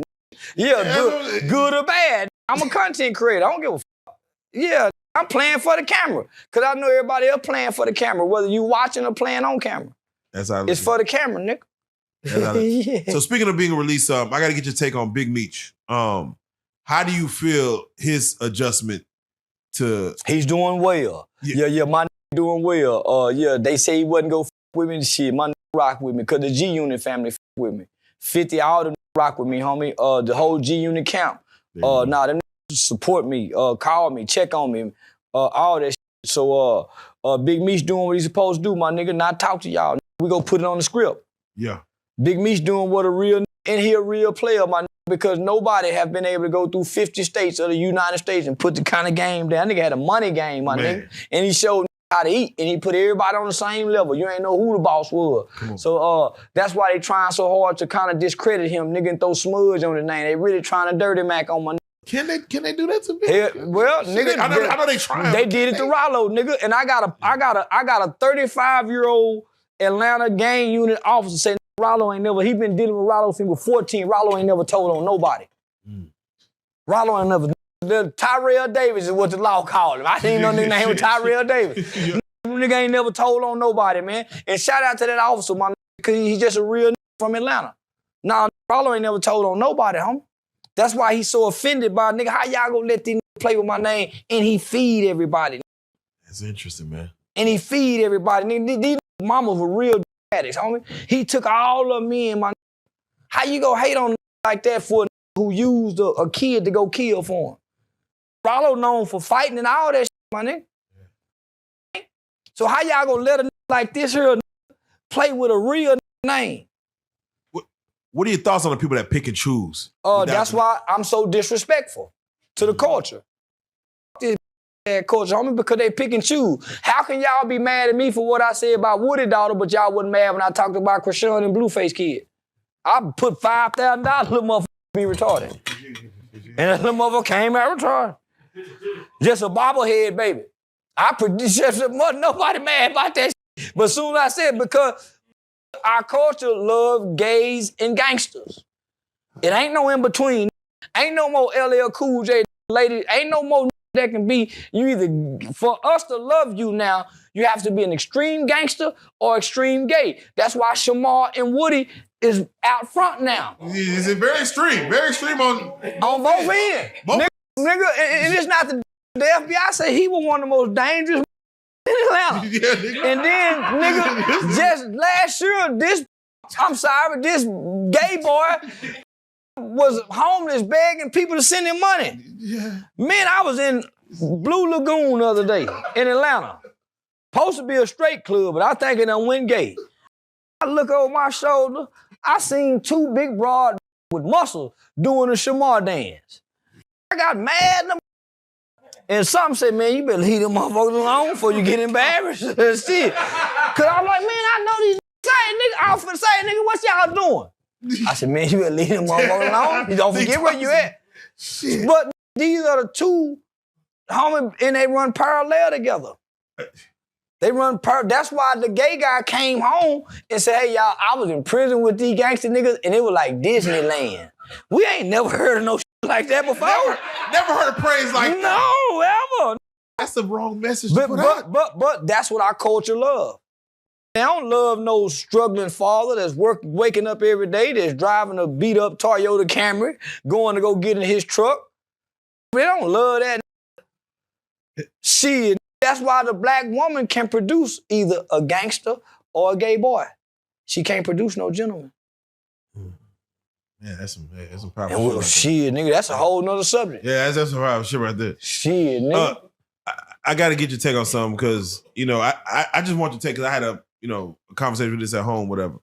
There's a situation that's going viral right now where there's a lady, I forgot the name of the channel, it's called like Mental Health Awareness, where there's a lady who is Bria and Shay, where she like gets pinched and she's like Ariana Grande shirt and she starts throwing her hands back and forth. And I'm looking at this channel, I'm looking at it go viral, and they're saying that it's mental health aware or mental awareness of handicapped people.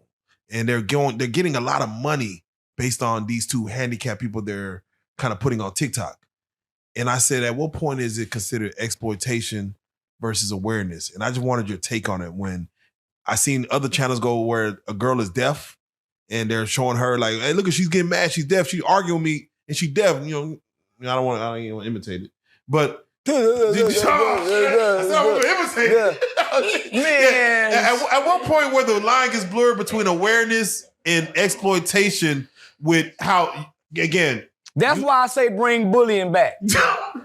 Bring bullying back. Let's make fun of retarded people. Let's make fun of deaf people. Let's make fun of the that was born with chicken fingers and can't. Yeah, he done found it. Yeah, let's make fun of them. Yeah, that's what's wrong with this shit. Because, man, yeah, ain't nowhere in the world you supposed to be arguing with a deaf the sign. Man, them people. Handicap. Ray Charles, mama said, Ray, you ain't gonna be no crip. And she sent his ass out into the world. This frying chicken in the dark. Yeah, no, Ray knew how to count his money. Hey, you done shot at me and jumped over the table and went to fight about his money. How did blind motherfucker know I done shot at him a few dollars? So now, what do you say to the people that pick on them? Pick on a retarded man. Pick on a man. Yeah, an autistic baby. You about them people. No, treat them like they're regular, and so they can feel regular. Nigga, cause they'll with me and you. That is facts. Yeah, nigga, so pick on them too. Everybody can get it. Anybody can get it. Little retarded the handicap. And they shouldn't have no special parking space. Ooh. To always be in the front. Man, make that motherfucker wheel itself home. Yeah, don't push no in the wheelchair. Let him figure out how to get up out that motherfucker. Yeah, man, that. Wait, Charles, if there's nigga, my brother used to leave me at home by myself after my surgery. I be around that motherfucker. No, can't get not I find that phone. Mama, Kevin done left me. I learned how to tell on that blind nigga. That nigga done left me. Yeah. Wait. So some establishments only have stairs, no ramps. What? Them people don't come here. Or we'll bring it out there to you. Eating your car wheelchair, boy. Yeah. This is America. This is America. You know what these people had to do to win their right from Britain? You handicap. Everybody can fight in the war. Put a deaf in the war. He can't hear no bomb. We gonna put him out front. Oh shit! I mean, I agree with you to a degree. Because because too soft now. Man, like, find you a blind hoe with a disability check and play on her. Yeah, play on Flynn. Go. Yeah, walk by them retarded classes. Find one of them little cute girls, nigga, and play on her. She got a disability check. You know what else we don't got no more that's fucked up? Shame. Like, we don't got no shame. We can't shame a motherfucker no more. Man, boys now ain't ashamed. You see that with Shamar? Handsome little old black skinned fella. Cause he ain't got no shame. Nigga, what's shame? Man, these niggas ain't shame with shit. That's why I say bring bullying back. Bullying to get some shit in order. Ain't nothing like the bully. It's crazy because I forgot the artist's name. His name is Khaled. Oh, he a rapper? He a rapper, yeah. That's why I hate you. That's why I hate you, man. Yeah, man, bring bullying back. Homie, the problem, they done took bullying out of school. So look what we got now. So let me ask you this. Charleston White, $20,000, he buys a Tesla robot that could bully. Would you activate him to go get on ass? Pick on the weak. Yeah, he would be programmed to pick on the weak. Find him with the legs shorter than other. Yeah, this is America.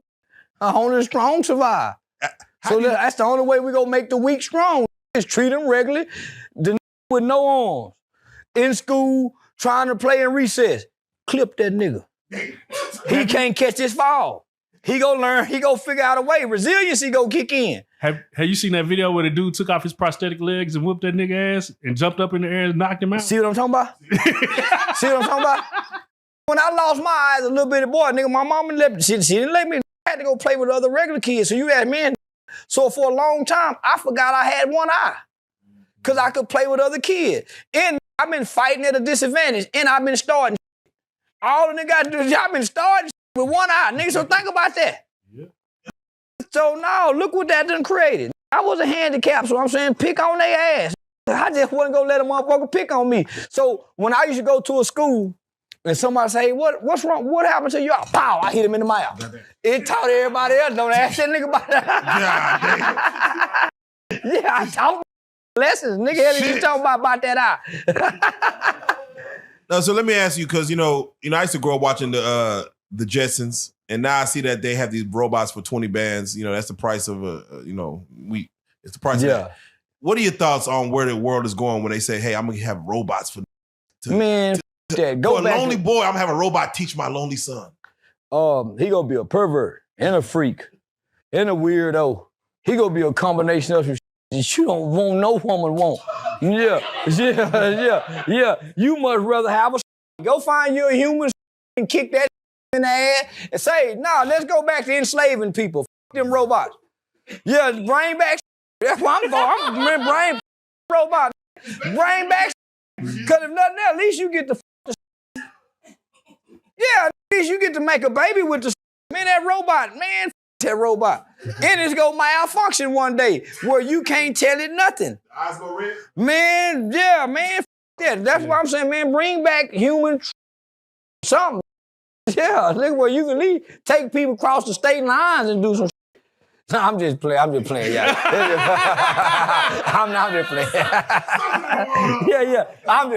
That's satire comedy.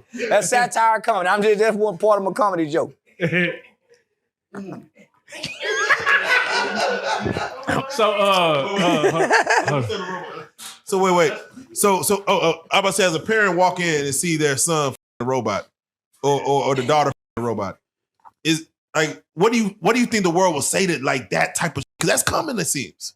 That's what Sean Cotton and were doing on MySpace. They just didn't have a robot. That was the little boy in the room, like Sean Cotton, them becoming this internet guru. They were the computer. Man, that's what been fucking the computer, because the porn is on the computer. They been the phone. This a robot. So it's no different. The phone. Man, yeah, so now you got this live. Let them put a hole somewhere. Be trying to put that in that hole. Let that robot have an asshole or and it's on. These niggas can put the thing on Wi-Fi and control it from their phone. What? The pocket, you can put it on your Wi-Fi and nigga can control the settings from the phone. But you can't insert yourself into that. Nah, that's what I'm saying. They got to have, these niggas won't put their somewhere warm. They don't want, they want to be able to insert something. Yeah. They say by 2053, our workforce will be made up entirely of immigrants and robots. That's why you got to go back to where we come from. We rob Mexicans and white people. So if they done move the immigrants into your neighborhood, start robbing them. Show them that you ain't gonna be come around here and say live amongst us. Start on Fridays. You know one thing, this immigrant been working all week long. Stick him up. That Mexican coming through the neighborhood, pushing that motherfucking cart with the bells on it. He done sold some tacos somewhere. He got some cash in his pocket. Rob his ass, young. I'm just playing. We did not have it. Charles, you know that's why they don't with us, because when we was young, that was the protocol. About, they get off work, they got about $1,200. You got they got it in their shoe. Yeah, ass. Catch him with them purses coming out them fiestas and snatch it, nigga. Hell, you talking about? They ain't got no bank account, because America won't let them have a bank account because they ain't got a Social Security card. Get their ass. Don't let them immigrants come over here and have it easy and make it hard for them, nigga. Bring bullying back. Man, treat them like you treat the weed man. Yeah. Yeah, you see them on the come up, get here. Yeah. Right when up. That's what done. Yeah, make it hard for them motherfuckers, nigga. And they putting them in our neighborhood. Yeah, nigga. Yeah, don't just be in selling weed out them stores. Set it up to get robbed sometime. God damn. Figure out where the safe at. That's why I like them $5 nigga. Them niggas that wear them safe chain, they know how to go break into them stores and get them safe. Shout out them $5.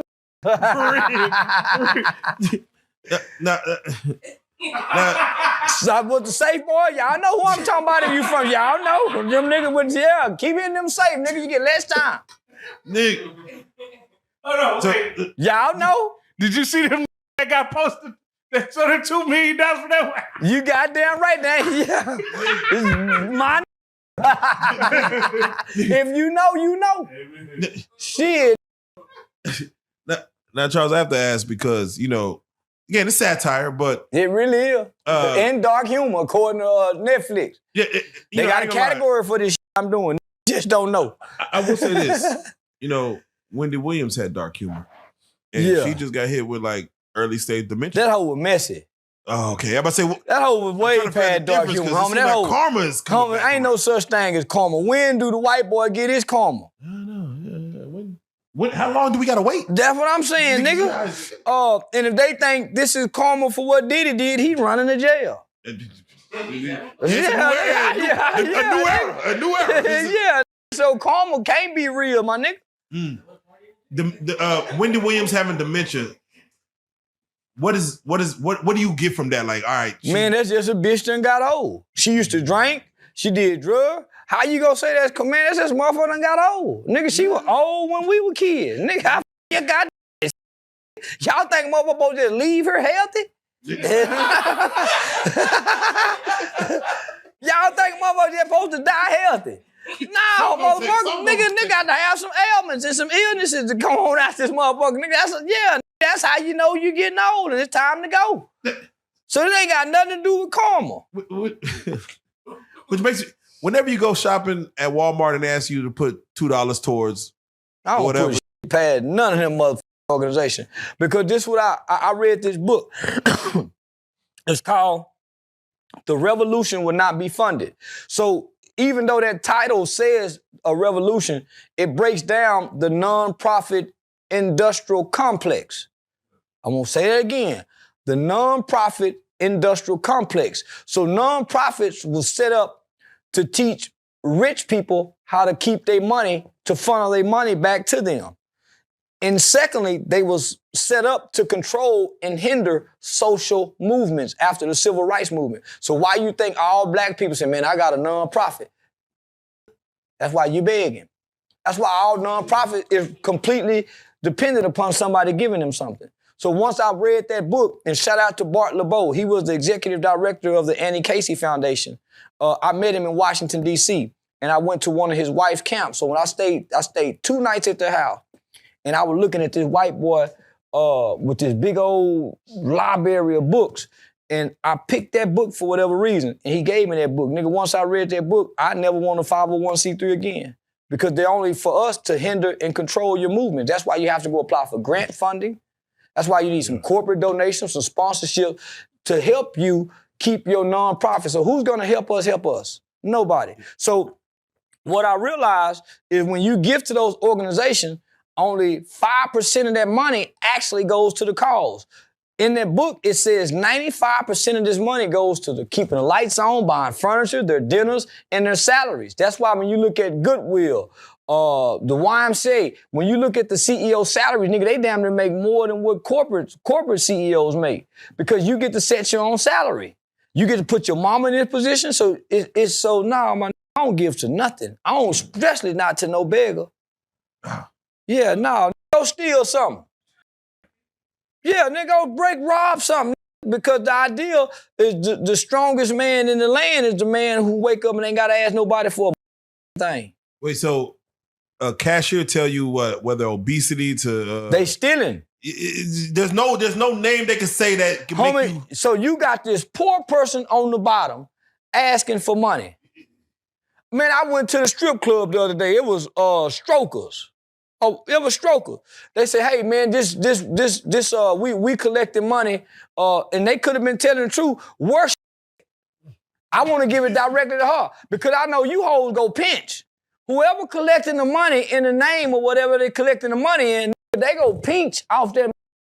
So I'd rather give it directly to the mother who done buried their son. I'd rather give it directly to them little homie. I'm not giving it to no organization because the organization is not the least of those. Nigga, I'm gonna go to the bottom and give it to the least of those. So motherfucker trick me in the name and donating thing unless it's buying. And I don't buy. I invest in it. I don't buy no motherfucking pussy. I find a good cause to invest in. What you do? I'm gonna ask some questions. Yeah, I bet him. I got 37 questions. I bet him before I give my money just to anybody. Man, you lying to me? You know, while we were on the strip club, I just had to say your strip club etiquette is amazing, bro. You are very good at controlling the whole club. Yeah. That ain't tipping. I'm gonna come in and make them tip. Yeah. Not even that. Anybody who ain't supposed to be making no money ain't gonna make nothing. Ain't gonna make no money. Ain't nigga, y'all coming here just shaking their ass, putting that ass in our face. I'm gonna step by you, move by you. Yeah, I'm looking for conversation, because conversation rule the nation, not that ass. Do you make it a purpose to hit the strip clubs of everywhere I go? That's the least of those. Yeah. Who's more least than a young girl, homie, taking her clothes off? That's the homeless ain't got to do that. And he might got a big old dick. Boy, if that homeless just stand up there with a good print, ain't no telling how many women would put some money in that bucket if he knew to go get them gray sweatpants and print that dick on the corner. He ain't got to put up a sign. Nigga, here them hold down to take him home and dip him in some bleach for the night. Go get him a haircut and everything and make him look like the man they want. Just for the night. I ain't bullshit. You telling but who's more least than old homie than the young lady that done got tricked in coming into this environment where all the perverts, all the darkest souls of men come. She got to shake her ass and she up there with no money. And she done this a Wednesday night, and she got to try to do this to Friday night, and she may walk out of there, come on, homie. So everybody's sneaking in there trying to be a pervert. So I come to be a gentleman. I ain't trying to stick my thumb in your ass. I'm just coming to be a gentleman, my nigga. So I understand the least of those. So I make it my business to go where the least of those. Yeah, it look fun, but this the least of those. That's real. That's real. Especially when they have to be there. Oh, yeah. It's a difference, my nigga. Has anyone ever told you a story, either real or false, that just made you be like... Yeah, rescued a young girl out of Mac Henry and them club. Yeah, she was being sexual, and she had a 5-year-old autistic son, and he was feeding her Jack in the Box every day. And in order for her to get off the couch, she would have to pay him every night. But she was a slave. So any girl he brought home, that's the only time she got to get into bed with him, to have a threesome. So I tell this story in our city council meeting.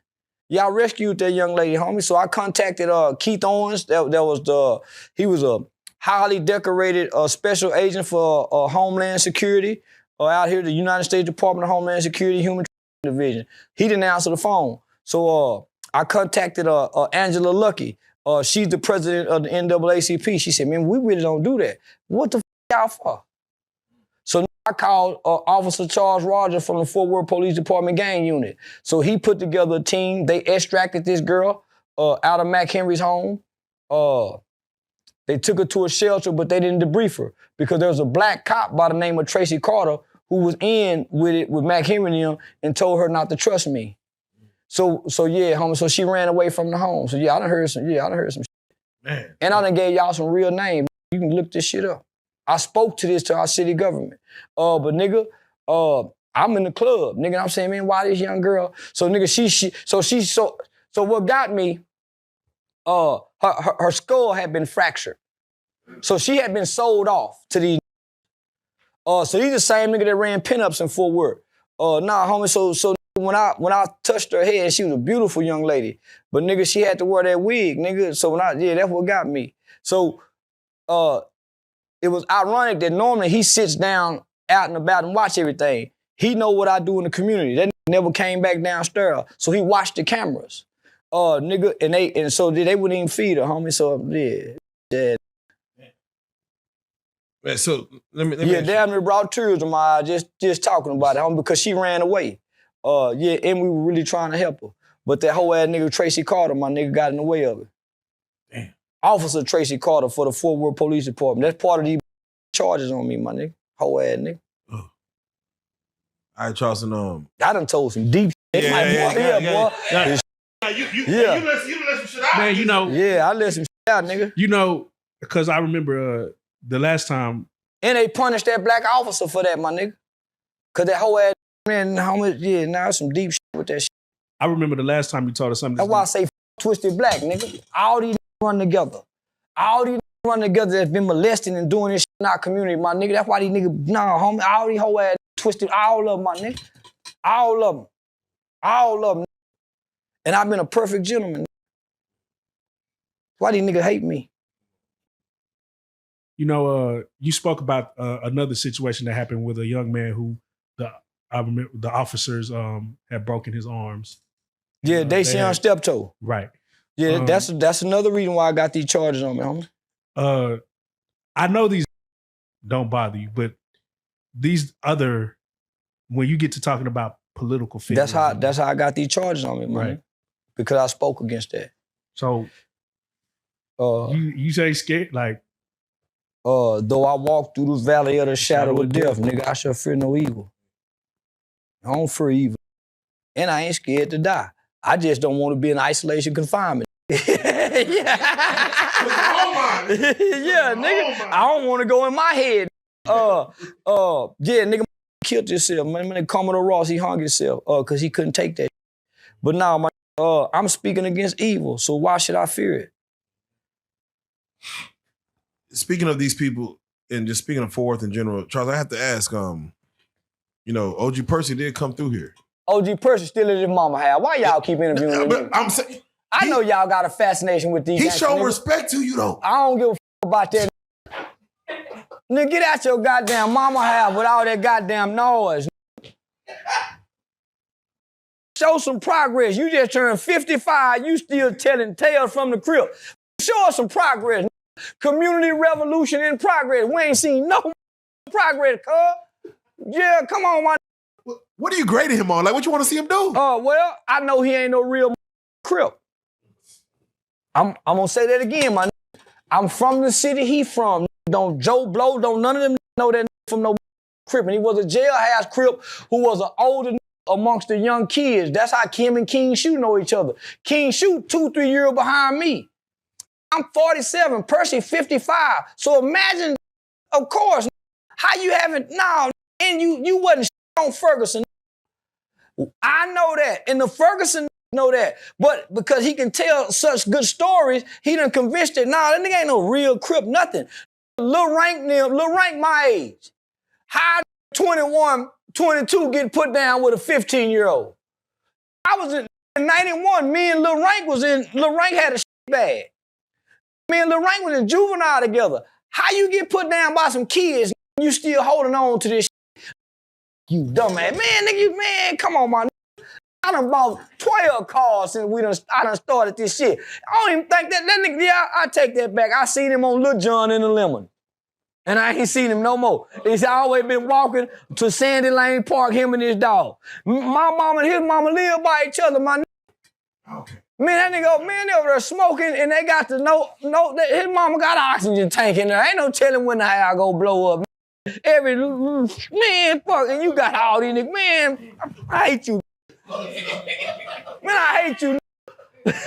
Crip supposed to mean community revolution in progress. They tricked us with just that acronym. But he got a good heart. He got a good heart. He got a good heart. Because he ain't never killed nobody in the name of cripping. He ain't put in no work. So that's why he can still play crip. Most niggas had to hurt people and kill people in the name of that. No, we was tricked. And nigga, they not putting that out there like that, my nigga. That's the fake that's still doing it. Nigga, come on out and just talk as a man, my nigga. You ain't got a cousin to death, my nigga. Come on, my nigga. And you ain't never been to Hoover Street. I walked on Hoover Street. Walked on Hoover Street and then Uber to St. Andrew Park with them 8-tray gangster cribs. And ended up with the rolling 60. So look, nigga, come on, my nigga. That's how I went to Nipsey Hussle funeral with the 60s. Come on, my man, these niggas just talking, my. He's trying with a good message. He is. He got a good message for the kids, for the retarded class.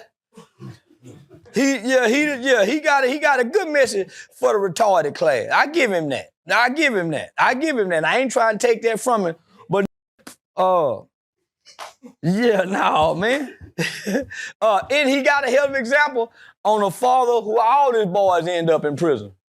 And he got a real live son, nigga. Just left Cofield, my nigga, baby Cash. I talk to my nigga Cash every day. He got a real live son over there. Real, yeah, he got a real live son over there, homie. But his son, he everything he wish he could be that his son is. So he telling y'all a lot of fake story. Ain't no one ever ran nothing in prison. He ain't got no losses. Yeah. None. He said none. He lying. Nigga, we all got a loss somewhere. Somewhere. A tie, something. Find one. Nigga. And you can see he getting old, nigga, because you can see his jawline now. Yeah, 4 years ago, nigga, Percy, when he was battle rapping, now you see a motherfucking jawline, old ass. Come on over here with the hash man. You really a never was, but you playing like I used to be. Sit your ass down somewhere, nigga. I used to fuck with Percy. But I know, nigga, homie, some nigga that really suffered hard. And went through what he trying to make the people convinced. And then when he thought he was coming up, him and Real Tune, you just try to hate on me, my nigga. As if I ain't done what I done. I done fed. I'm on Lil John block damn near every day, nigga. Before I can't say too much, but I walk on Lil John block. He can't. I don't seen it one time, and he was across the street at the other house. Playing with that little bitty gun. I got all these, nigga, you please, how many shots you got? What I told that nigga, he got a little gun, nigga. Yeah, nigga, and his brother had something to do with him. Nah, man, nigga better quit playing. So, Charles, let me ask you this. Just talk. Can't no shoot up my mama's house and don't nobody die. And I'm a big time, your mama house got shot up. Nigga, can't no nigga shoot up my mama house, nigga. Ain't no repercussion. My brother ain't gonna get no repercussion. That's how you know that just talking. Turn the other cheek? The other cheek. You done shot up mama house, nigga. Ain't no other cheek. You turn the other cheek once I do something to you, nigga. Yes. I ain't no. Yeah. You show me how to turn the other cheek, but I ain't finna show you. Yeah. Nah, my nigga, so, y'all done got a rare moment out of me. Yeah, right. So let me ask you this. It's Thanksgiving, bullshit. So let me ask you this. Speaking of living through your children, Kyla Pratt just recently went on Club Shay Shay and said that she was a breadwinner in her family. And a lot of TikTokers, young that's on YouTube. Kiki Palmer, I'm sorry, thank you. Kiki Palmer went on Club Shay Shay. Kyla Pratt, they all over the place. Didn't she run out with a money through a divorce? I mean, yeah. So how she the breadwinner? She went and married a rich nigga. At her age. Okay, she was an actor, yeah. She was taking care of her parents. She's like, my parents made $40,000. I took care, like they looked through me. They lived through me. What are your thoughts on that as far as parents living through their children? That's an ungrateful kid. Homie, she wasn't even supposed to speak on that. I don't feel like she's supposed to tell that story. Nah, you don't speak on that. You don't, nah, yeah. Well, that's the look at me. That's the me. This the me generation. This the me generation. Yeah. This ain't we, this ain't us. That's the me generation. So, she started tearing up like that, like it affected something in her. Well, she's unhealed. Man, one time I told my wife, she talking about she crying with some tears of joy. Man, fuck God if I got to cry with tears. Fuck God if I got to be so happy. Oh, Lord, that's why I never believed in church. Why everybody crying? And it's supposed to be a joyful. Rejoice. David didn't cry. David was a killer and a whoremonger. Hoes and kill people. And they always seen him dancing. And nah, homie, that's how he wrote songs.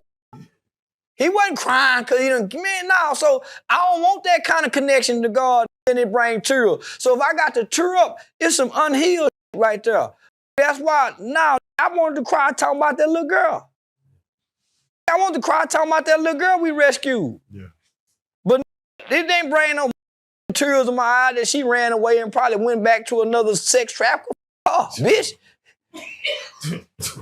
I was doing right because it's the right thing to do, what mama said. It ain't had nothing to do with this little bitch. I ain't feel sorry about her whole getting her skull busted open. I ain't like the that was doing it to her.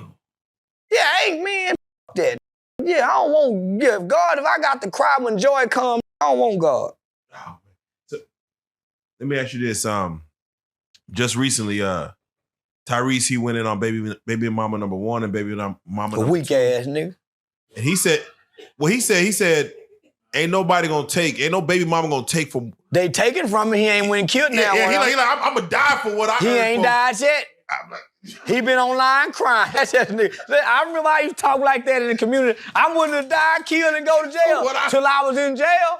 And then they took me to the crazy house and hold up. What you want? Listen, when they took me to the crazy house, hey, nigga, I didn't have this factored in shit. They gonna come with some more shit. I was willing to die and go to jail. But that nut house, hey, I quit. Yeah, what can I give you? No, I ain't that motherfucking bad. No, Dr. King them went to jail. They didn't come to this side. So now, once I realized they had that Sandra Bland Act, and they can go commit a, and you can be civilly committed indefinitely. What? How I get out of here? Man, you a judge? What?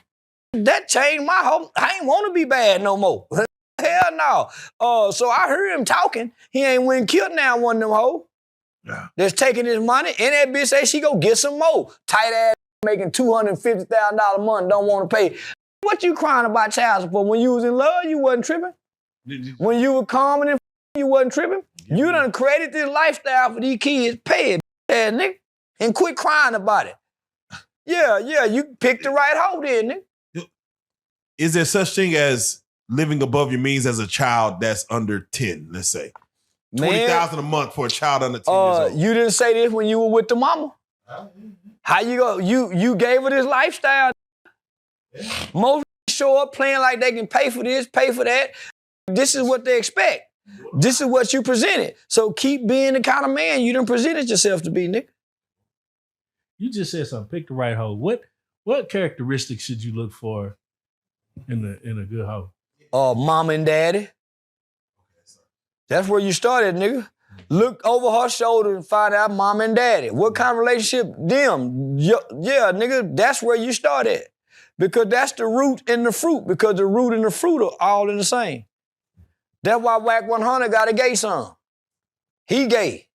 Because the roots and the fruits are all the same. You can't produce this if it ain't this. Yeah, things I didn't know. Especially one is, homie. So look past the shoulder. So once you look at mom and daddy, what kind of spirit mama got? Is she loving? Is she compassionate? Is she empathetic? If she got a spiteful mama, then you ain't got the right kind of bitch. Cause she go teach her how to be spiteful. Tina Turner, her ass back to Ike. Nigga, Tina Turner mama, she better get back over there, nigga. So now, homie, you gotta look at the roots and then look at the fruit. I have to ask her, Miss B Nasty just... Who is that? It's a porn star. Or is she a porn star? I don't watch porn, nigga. Is she a porn star? Okay, I thought she the show. But with that being said... What is that? I thought she the show. I didn't know she booked. I tell niggas all the time, when I was in the boys' home, I used to read Danielle Steele love novels and jack off to the stories. Yeah, I couldn't wait to get out of school, nigga, to finish that motherfucking story and be back there in that middle stall, taking my time with that dick, flipping them pages. Them niggas watching porn was rushing that dick. I was taking my time with that dick. Nigga, you lying to me? He thrust his hips upon her pelvic and stroked her roll. Yeah, that's how I know how to talk to women. For the Zane Chronicles. So I asked that because her baby daddy put her on child support to take care of their child. And who got the baby? She got the baby, but she's doing porn. That's one of them spousal support ass. Yeah, he one of them kind of. Yeah, because he ex-military, so he like I get goddamn retirement, veterans paycheck, and education, but I still need to put you on child support because you out here doing. He a hoe ass nigga. And I don't mean just put my business out there. I had the kids as a single father, and nigga, I was getting probably about what? I hate to say this, but I went and played blind. I went and That's played actually blind smart. to get disability. Very smart. Because I got the kids, right? So I went and played blind, visually impaired, and I am. Very smart. But I went overboard with it. I still let her get them little old checks. And I was struggling. But nigga, I ain't finna go put on child support my and yeah, nah, man, that's a whole ass. Man, I'm gonna ask you a personal question about that. When you raising your kids, like as a single father, like how do you make up for the fact that the mother's not in the home? Like you let them go with their mama. Whenever she want to come pick them up and be sorry, let her be sorry. Yeah. You can't focus on her being sorry, nigga. You got to focus on you being better. But I had a good support system. I had my mama and my sister. Nigga, and I can, I had a good support system. Trying to work, but want to be there for the kids. So it's hard to be a single father and pick the kids up from school. Most warehouse job, nigga, you go do 10 or 12 hours. So, nigga, I had to find, I found some loopholes. So, nigga, I wanted to be in their life. And I didn't want to put them off on mama. Because, nigga, mama still got to work. These my kids. So, nigga, I had to figure out a way to be in their life. Baby mama she did her thing, nigga. But, nigga, I got to work on me. Yeah. I guess because there are moments that you'll come upon when you like, man you talk to your mama about this is something your mama should be handling. I never had to say that because I had my mama. Gotcha. I got my sister. So the type of woman that I needed their mama to be, man, at time, man, your mama ain't that bitch. But nigga, my mama said, nigga, the best thing you can get them kids, nigga, is to treat the mama right. Even if she is what homie. So my mother became the example they need to see while I work on me. Yeah, most don't want to work on them, so they focus on the fight with the trip with the now I was too busy trying to fix me. Because nigga, I'm financially struggling. And it don't feel good to be a poor daddy. Yeah. I told y'all he broke me whole heart. He heard me fighting with the principal I think it was some after school program. I said, man, I'm just a poor man. F that boy. He said, Dad, are we really poor? Tears in his eye. Man, I looked at that. I said, yeah, mijo, we really poor. That nigga eyes filled up with water and said, is there anything you can do about it? That ripped my soul out. That's the Is question. there any? And I said, yeah, mijo. Every day I try to do something about it. Ooh. But I was lying because I was in the poor me stage. Ooh. And I was waiting on some lawsuit money from a car wreck. The settlement come in. So when the settlement, nigga, and I was bullshitting that little nigga. But nigga, it ripped my soul apart. And I never forget the look on his face. That's why nigga can't tell me about what I'm doing now to feed my babies. Let me ask you, the 30-year-old young man trying to settle down, a female got a lot of bodies or little bodies? Don't worry about her bodies, nigga. Yeah, but I say, does it matter? It don't matter. Yeah, reset button. Nigga, let's go forward. Man, you know how many got a good when we were running trains on a girl and he whispered in her ear and said, you ain't got to do this? That one. Man, you know how many they still in love today. Yeah, that one. Yeah. Always one, he tongue kissing, sliding the rub off, all that. You ain't got it. And we been flipping it elementary. What? And he come out holding her hand saying she ain't got to do this no more, y'all. Nigga, he got a good. Now, I want to counteract that. I just watched an interview with Big Bank. He was talking to a young lady who was married, and she was like, she married her husband because she knew he was lame. He was a simp because he took care of her kids. Right. That's a ride. Right. Because a woman would understand, nigga, only a man could do that. Not a simp. A simp go come in and watch your daughter grow up and try to fuck her. Ooh. That's what a simp would do. But nigga, a man to come in and treat and act like these kids healed and make a sacrifice to make y'all nah, Real that ain't life no, that's what a man to do. Man, that's a don't know nothing. Yeah, that's a riding dirty leg that don't know nothing. Yeah, nah, man.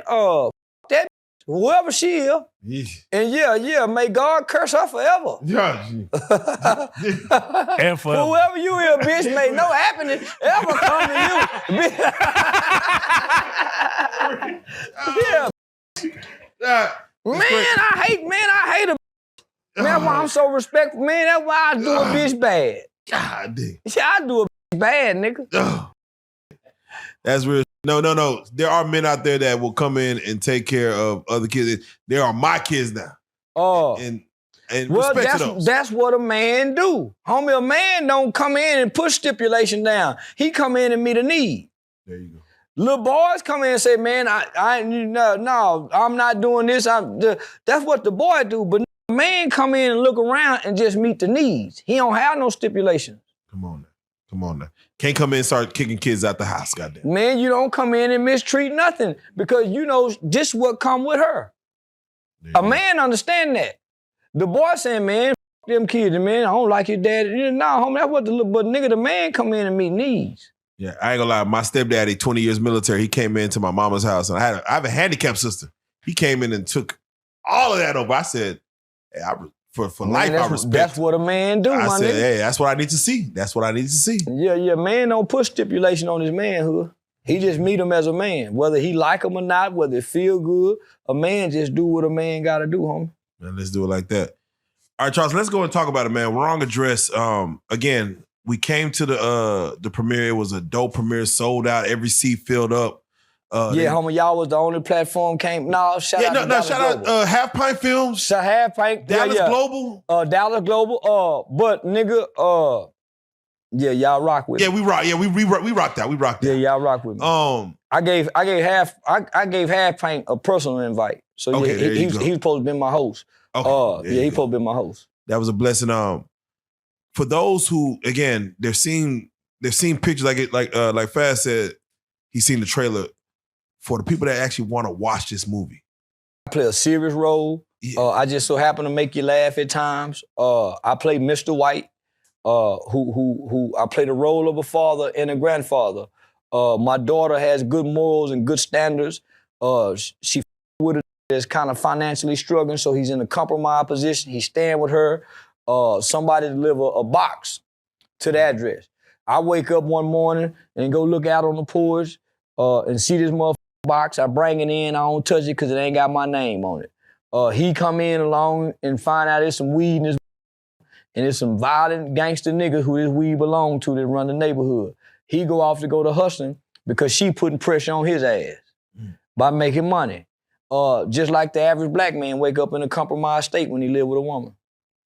So he have to make irrational and illogical decisions that could cost him his life or cost them our lives. So because he run off with these people package, my grandson get killed. Yeah. And so I know the dirty police officer who involved with this. We got some history, and I'm willing to work with the police trying to help get this thing solved. But it's a twist to it, so y'all gotta watch the movie to catch the twist. But it shows a serious side of me. So I get to show some real serious acting skill. Now, in the movie, and shout out Smack, who plays the role, but Trap Boy Freddy was supposed to be. He's supposed to be in, but he ended up, so he got sentenced. They sent him to the feds, so he supposed to been playing the role of what Smack played. So have y'all already started shooting at the time nah, homie, we had just done the audition. So around the time we did and homie, people flew in from all over the country to come do the audition. So the auditioning was a huge success. Trap Boy Freddy had just got sentenced. But he was already sewn into the role. Like that was his role. And then nigga, I had just found out that I had these warrants for me. So I couldn't show up to the audition because I was afraid I was gonna get arrested. Yeah, so I had just come back, find out I had these charges on me, so I had missed the auditioning. But nah, homie, it was a real success for it to be here in Dallas. It was a people flew in from all over the country, nigga. Yeah, I'm talking about some, yeah. And so the part 2 is we supposed to catch Trap Boy Freddy coming out the feds, but them bitch ass nigga tried to play tough with me with that yellow nigga at 5 a.m. Yeah. We had just left the club. I remember this. Red was in town. Nigga, me and Sexy Red for the kiss and probably make a baby. It was about to go down. Man, them whole ass nigga went to trying to hate, man. What the fuck happened? Well, nigga, I'm out there by myself. So they, the nigga trying to play with me like Uncle Weenie. So it's one, man, I don't even know who these little niggas is, but I kept telling Say Trap Boy, man, you better get your little and then trying to tell me, man, I just done 7 years. So that what kept, I'm West Dallas this with nigga, West Dallas. Go Cliff, big ass nigga. So he steady talking that hood talk to me. It was just me, my little mama, and my partner Oye, little fam goon. So we could have made it bigger than what it was. But yeah, nah, nigga. So, but Trap Boy sitting back, really just, okay, nigga, I'm finna get real disrespectful. So once I start seeing them got their phones out, I said, oh man, they playing for the camera. Yeah. That's why they wouldn't release the whole video. I told Sean Cotton, you better release that whole video to show these nigga. Bitches, yeah, nah. They were trying to weenie Unc, and Unc ain't no weenie. Yeah, that's why right to this day, you don't see that whole video, but them people on the side was sneaking and record. Cause I was stuck in, so the 5 a.m. security saw them were trying to jump on me. So once I saw the camera, I said, you know what, I'm to go get the police. Boy, I went to go get the police, all of them took out running. And I got a real police report number. The police officer, man, you playing or what, y'all? Because I come out, hey, I want them, yeah. I made a big old scene. And so the police officer, he was black. He said, man, you playing, Chuck? I said, no, do I got to call 911 to be serious? Right. But I was just, It's crazy when I saw that video because we was just at the club and yeah. a nigga walked up to you and said, Charleston, you the realest living. I watched it with my own eyes. So it's like the respect, you're not lacking in respect. Like, it's the little homie that's with him that they don't have the same starlight that he got, but they wish they could have it. So they really trying to Jones on me, and I'm like, I don't play with no nigga in real life, nigga. I don't crack jokes because I'm gonna get real disrespectful if you talking that hood shit to me. Your hood, I'm gonna make you crash out, nigga. And I got all these little weapons to embarrass you. Yeah, and I'm finna go lie and tell the police y'all trying to shoot a gun in the club. Yeah, nigga, I'm a dirty when you fucking with me. And I'm gonna find out who your baby mama is and report her to CPS and say she do drugs in front of the kid because I know she get high or something. Damn. So nigga, I make your life up playing with me, ass nigga. I'm a you go deep, you go deep. Yeah, and I shoot that gun too, nigga. Yeah. And I call the police immediately afterwards. So you and Trap Boy's relationship after that? It's been sour. Just think how many Yellow Beezy had to call and say, man, I even threw him in. You too, yeah. I got mad at the whole little crew. I just did an interview with man, listen, he called me, he said, goddamn, Uncle, man. His manager, everybody called. Nigga, I'm mad at everybody. But then after a few days, man, I'm just, but nah, me and Trap, we sour from that. Because I looked that nigga in his eye and told him, nigga, but I saw he couldn't control them young. Yeah. So don't come talking that big dog. I say chill, homie, go chill. Yeah. So Trap got OGs. Like, nigga, but you talk that shit on this record. You talk like you a real big dog of Dallas. And Mo3 had you put up. So don't play with me. Mo3, that's why he made the song Outside. You wasn't outside when he was breathing and living. So don't play with me like you know big dog, nigga. I'm a real big dog in this city. I'm a real big dog. Yeah, in my nigga, it's a want to triple about that, about you nigga trying to treat me. Yeah. It was the 48 hours of that was kind of like, ooh. Well, I know them little, the little yellow homie, nigga, he'll hit me in my mouth. You won't do nothing to me, ho. Yeah. It's 20 of you nigga won't do nothing to me. You won't even touch me. You better catch me sleep somewhere, nigga. Nigga can't do nothing to me with my eyes open, nigga. So Trap. And I ain't no bad homie, but nigga, I ain't done nothing to nobody, so you better not bother me. You better not try to fuck with me about what I done said and you done wrong to people in real life. You better not say nothing to me about what I done said and you nigga done wrong to people. I ain't done wrong to my people. That's why I speak so boldly, nigga. So Trap may not be in part 2? He ain't part 2. He ain't He tried to call Dewberry and try to downplay it. Nah, nigga, fuck that. That was with you, nigga. Don't try to act like them nigga wasn't with you, nigga. Coward ass. That coward to me. And I really want to fight that little nigga. And all them little niggas were talking like they were tough. I just done 7 years with Melvin too, nigga. You think, man, nigga, Melvin too, nigga. You think Melvin somebody, nigga, that nigga Melvin too, nigga. All right. So with that being said, boy, y'all done got me. Man. Wrong Address will be, you will be able to see it where and when. There's another premiere going on because you went to. So right now we're doing a promotional movie tour. So we got like 8 more cities, homie. So we be in Texarkana next week. After Texarkana, Monroe, we got Detroit. We working on. We just talked to Eric from Eric Young Production, which is the agency I'm signed to. So they bringing it to Hollywood. Yeah. Shout out to Meezy. He just got off the phone with Cinemark, Tubi.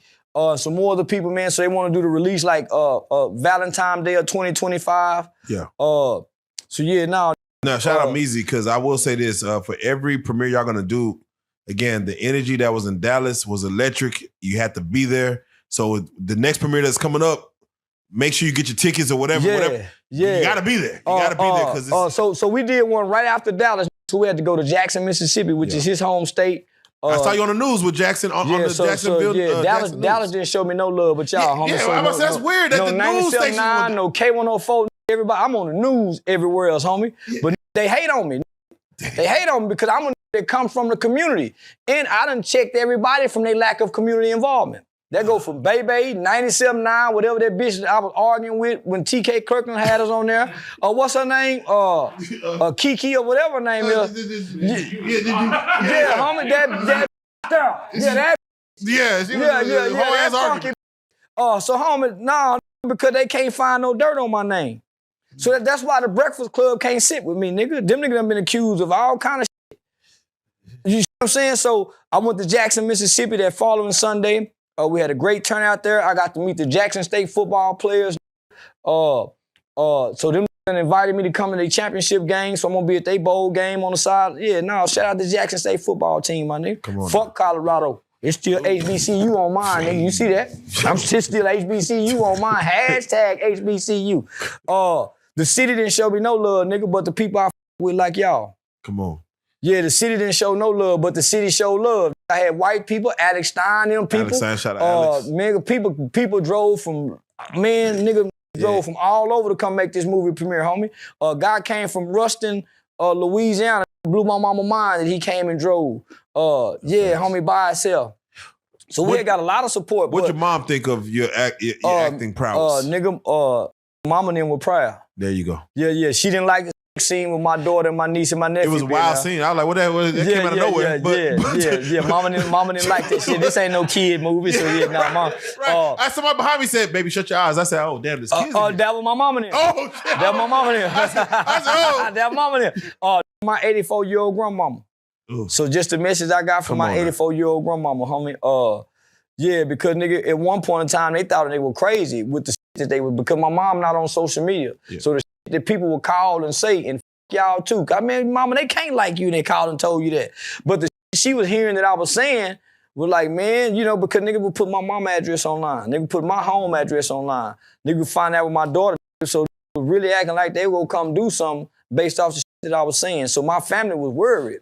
And I'm saying, man, that motherfucker don't do nothing to me, mama. Because I ain't done nothing to nobody to warrant that kind of energy.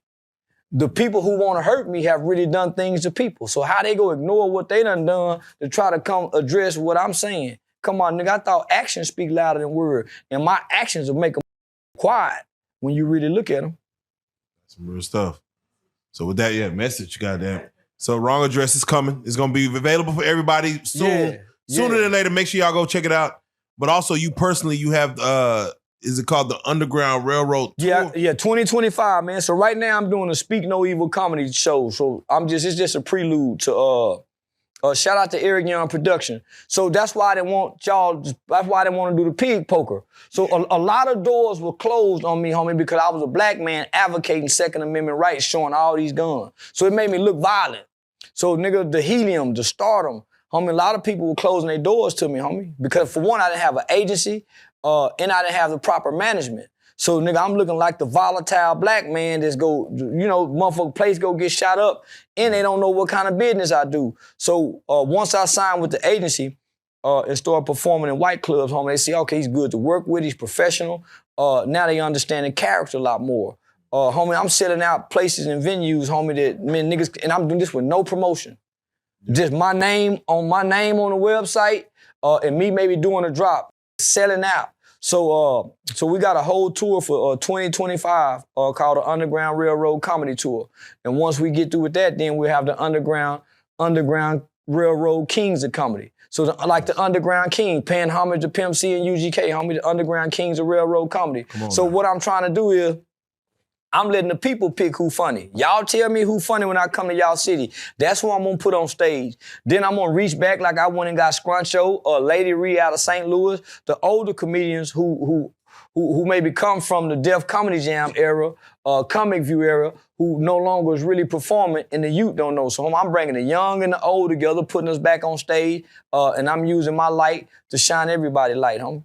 Yeah, no, and from last year with you and Sean Cotton doing your birthday that's what set it off. That's what set it off. That's what set it off. You selling out everywhere you're going. Yeah. So for the promoters out there, you kind of getting into the situation and DJ where Academics, you lost that, boy. You lost that, DJ Academics. Hey, he picking trolls, like, because do you blame him though? Because it was looking, he has to answer to the people above him. Well, the people above him didn't have nothing to do with it. He let China Magnet pressure him and Math Hoffa them. And the people of New York, homie, homie, we sold out. We was 80 to 90% sold out the first week of announcing it. Homie, man, them people care about money. People care about money. And we ain't heard about China Mac ever again.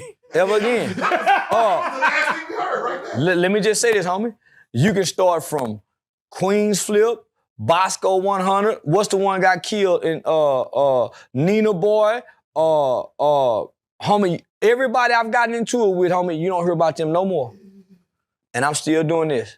None of them, homie. Everybody I've ever gotten into it with on the internet, because what I realized, homie, all these was already on YouTube before I got here. Local, homie, I done surpassed everybody. Real Tune, all of them, homie. Them still stagnant and stuck where they are. I keep elevating because I didn't want to be the that's still stuck on YouTube. I didn't want to get stuck on the internet, homie. So what I realized is most people that got a lot of views in a big platform on a social media platform can't transcend this in real life in the ticket sales. So I had to think, how can I transcend this following into real life ticket sales? And that's where I've been beating these. Does anybody give you a run for your money at all? Like when it comes to talking? And nobody. Because now I won't, because I don't have no personal feelings involved, so I'll say anything. Smart. Yeah, nigga, I'm not personally affected by what I'm saying, so Tia Kemp went and got my baby mama picture during her struggle. She was trying hard, but nigga, I wasn't personally affected by that. She's personally affected by what I'm saying. No, you know what? I'm saying that and them her pictures, not mine. Yeah, wait. Who conceded in you and Tia Kemp? Like, did you quit or did she quit? Who conceded? She quit. Okay, I'm saying. Nigga, I kept going months later. Yeah. Wait. You was beating a dead horse. Nigga, I went and made t-shirts. I went and made t-shirts and they still selling to this day. So once Rick Ross' family bought them t-shirts, I said, I win. Now, I ain't seen them, but once I looked and saw that email, and it was and I talked to his sister directly, I said, shit, I win. I win. Now, the funniest thing I said is seeing you was arguing with a nigga, he said, yes, you waiting on a YouTube check. Yeah. He said, you sit on this bitch every day, you know, with that YouTube check. You got. Yeah, nigga, said, you running up the electricity bill waiting on it. You got the sockets plugged in that you want to unplug to stop the meter from running. So, no, I done transcend the ticket sales, homie. What I realized from coming on YouTube, is the industry pitted us against each other. For sure. So that's why I get mad at niggas say, man, what I realized, they would ask these people about me. I didn't know nothing about these.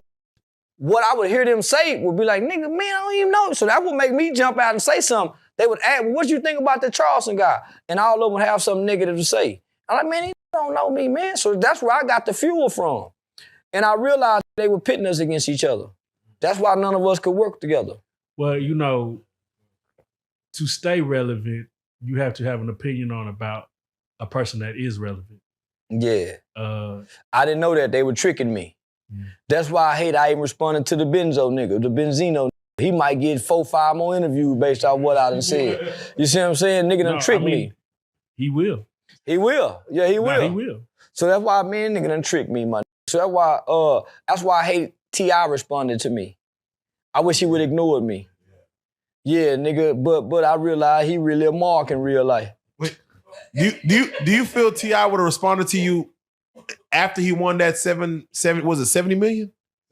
71. Well, do you think he would respond after he won that 71? Well, yeah, and let me say why. Because he really in his feelings about something. So because I was already booked, and this is why I don't let nobody call me to book, because I'm gonna say, yeah, book it. But between the manager and the agency, they got the dates. I don't know the dates. I can't keep up with all these dates. So Shorty had called me, just spontaneously, say, man, I got my Shorty's, I think it was 30th comedy anniversary.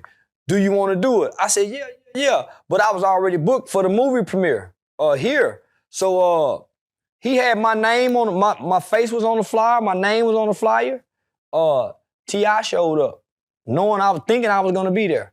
But he showed up and didn't nobody know he was showing up. He come through looking through the green room as if he was looking for me.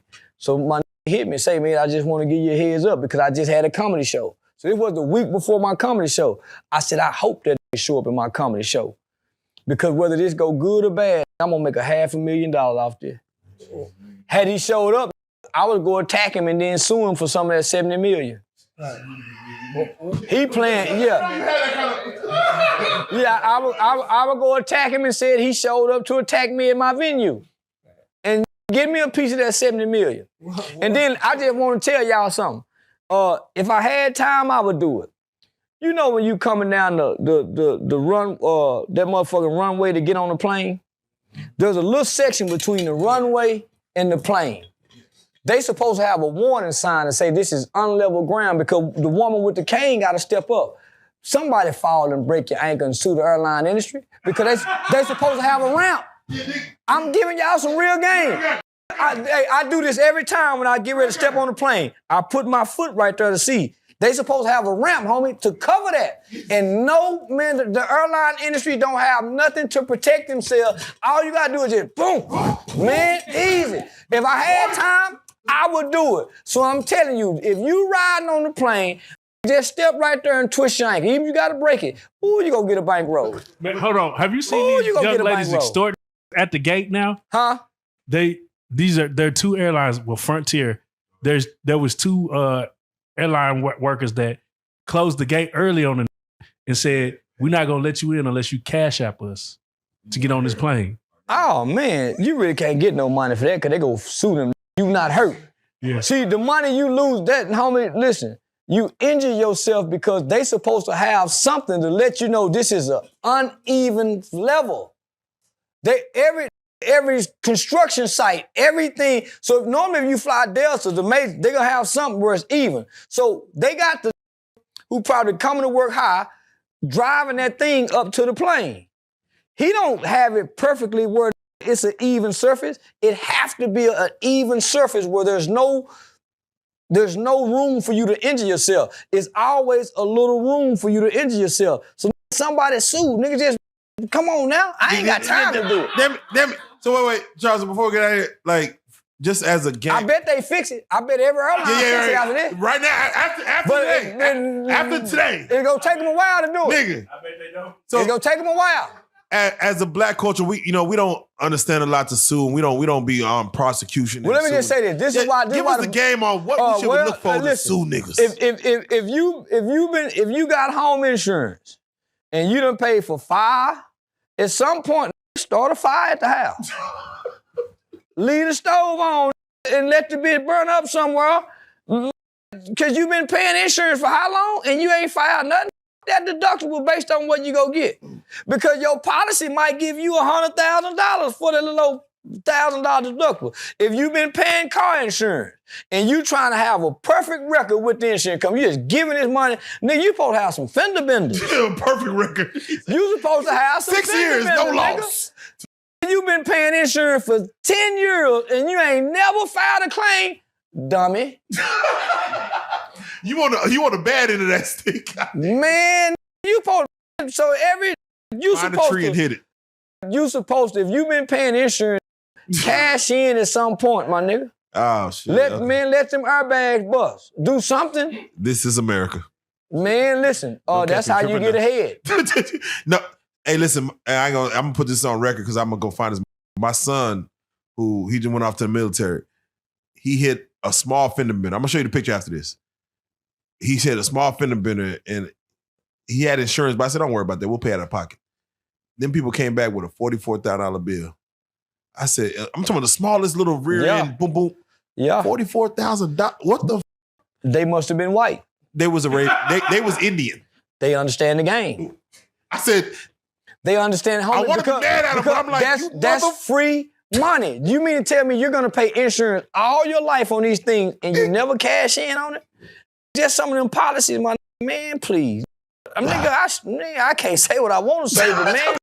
Right. Let me just say this. For the next one. One time we went out of town. Let's go.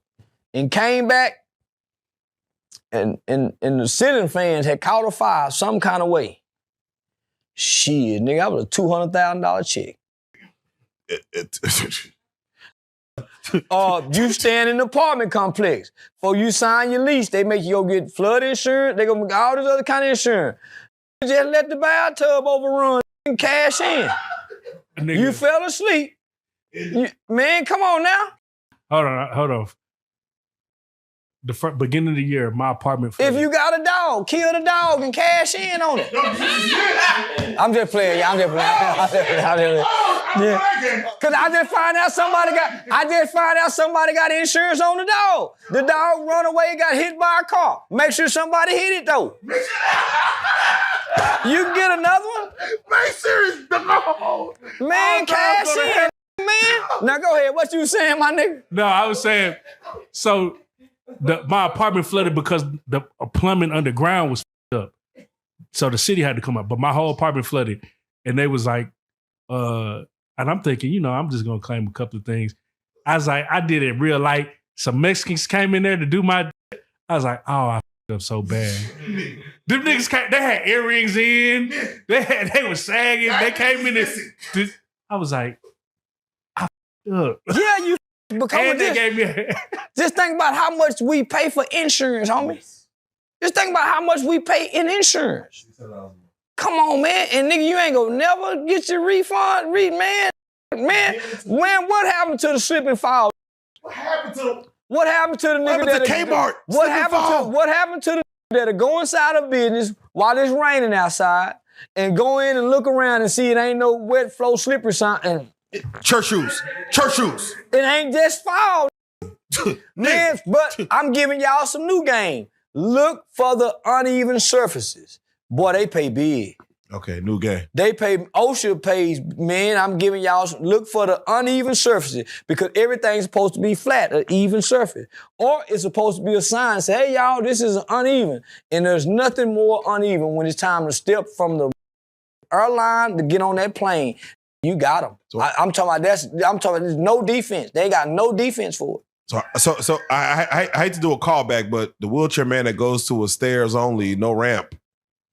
Fuck him. Lawsuit? Man, he know the people have no motherfucking ramp, but yeah, he can sue under the ADA.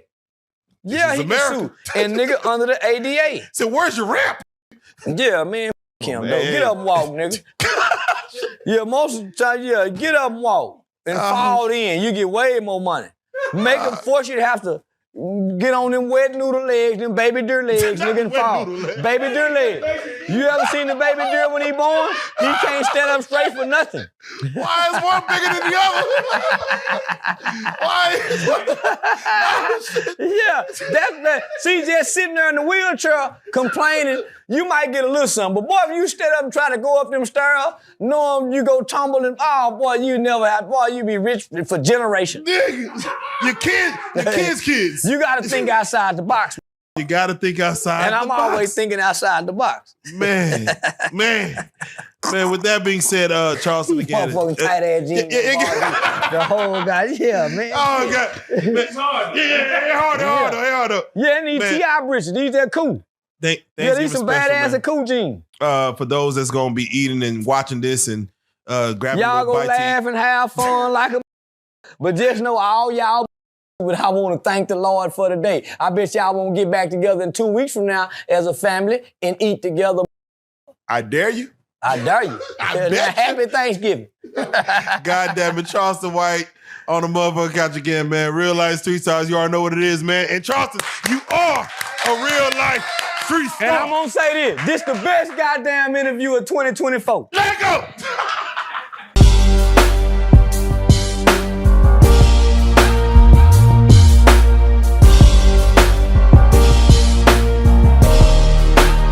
Shout out Real Life Street Stars.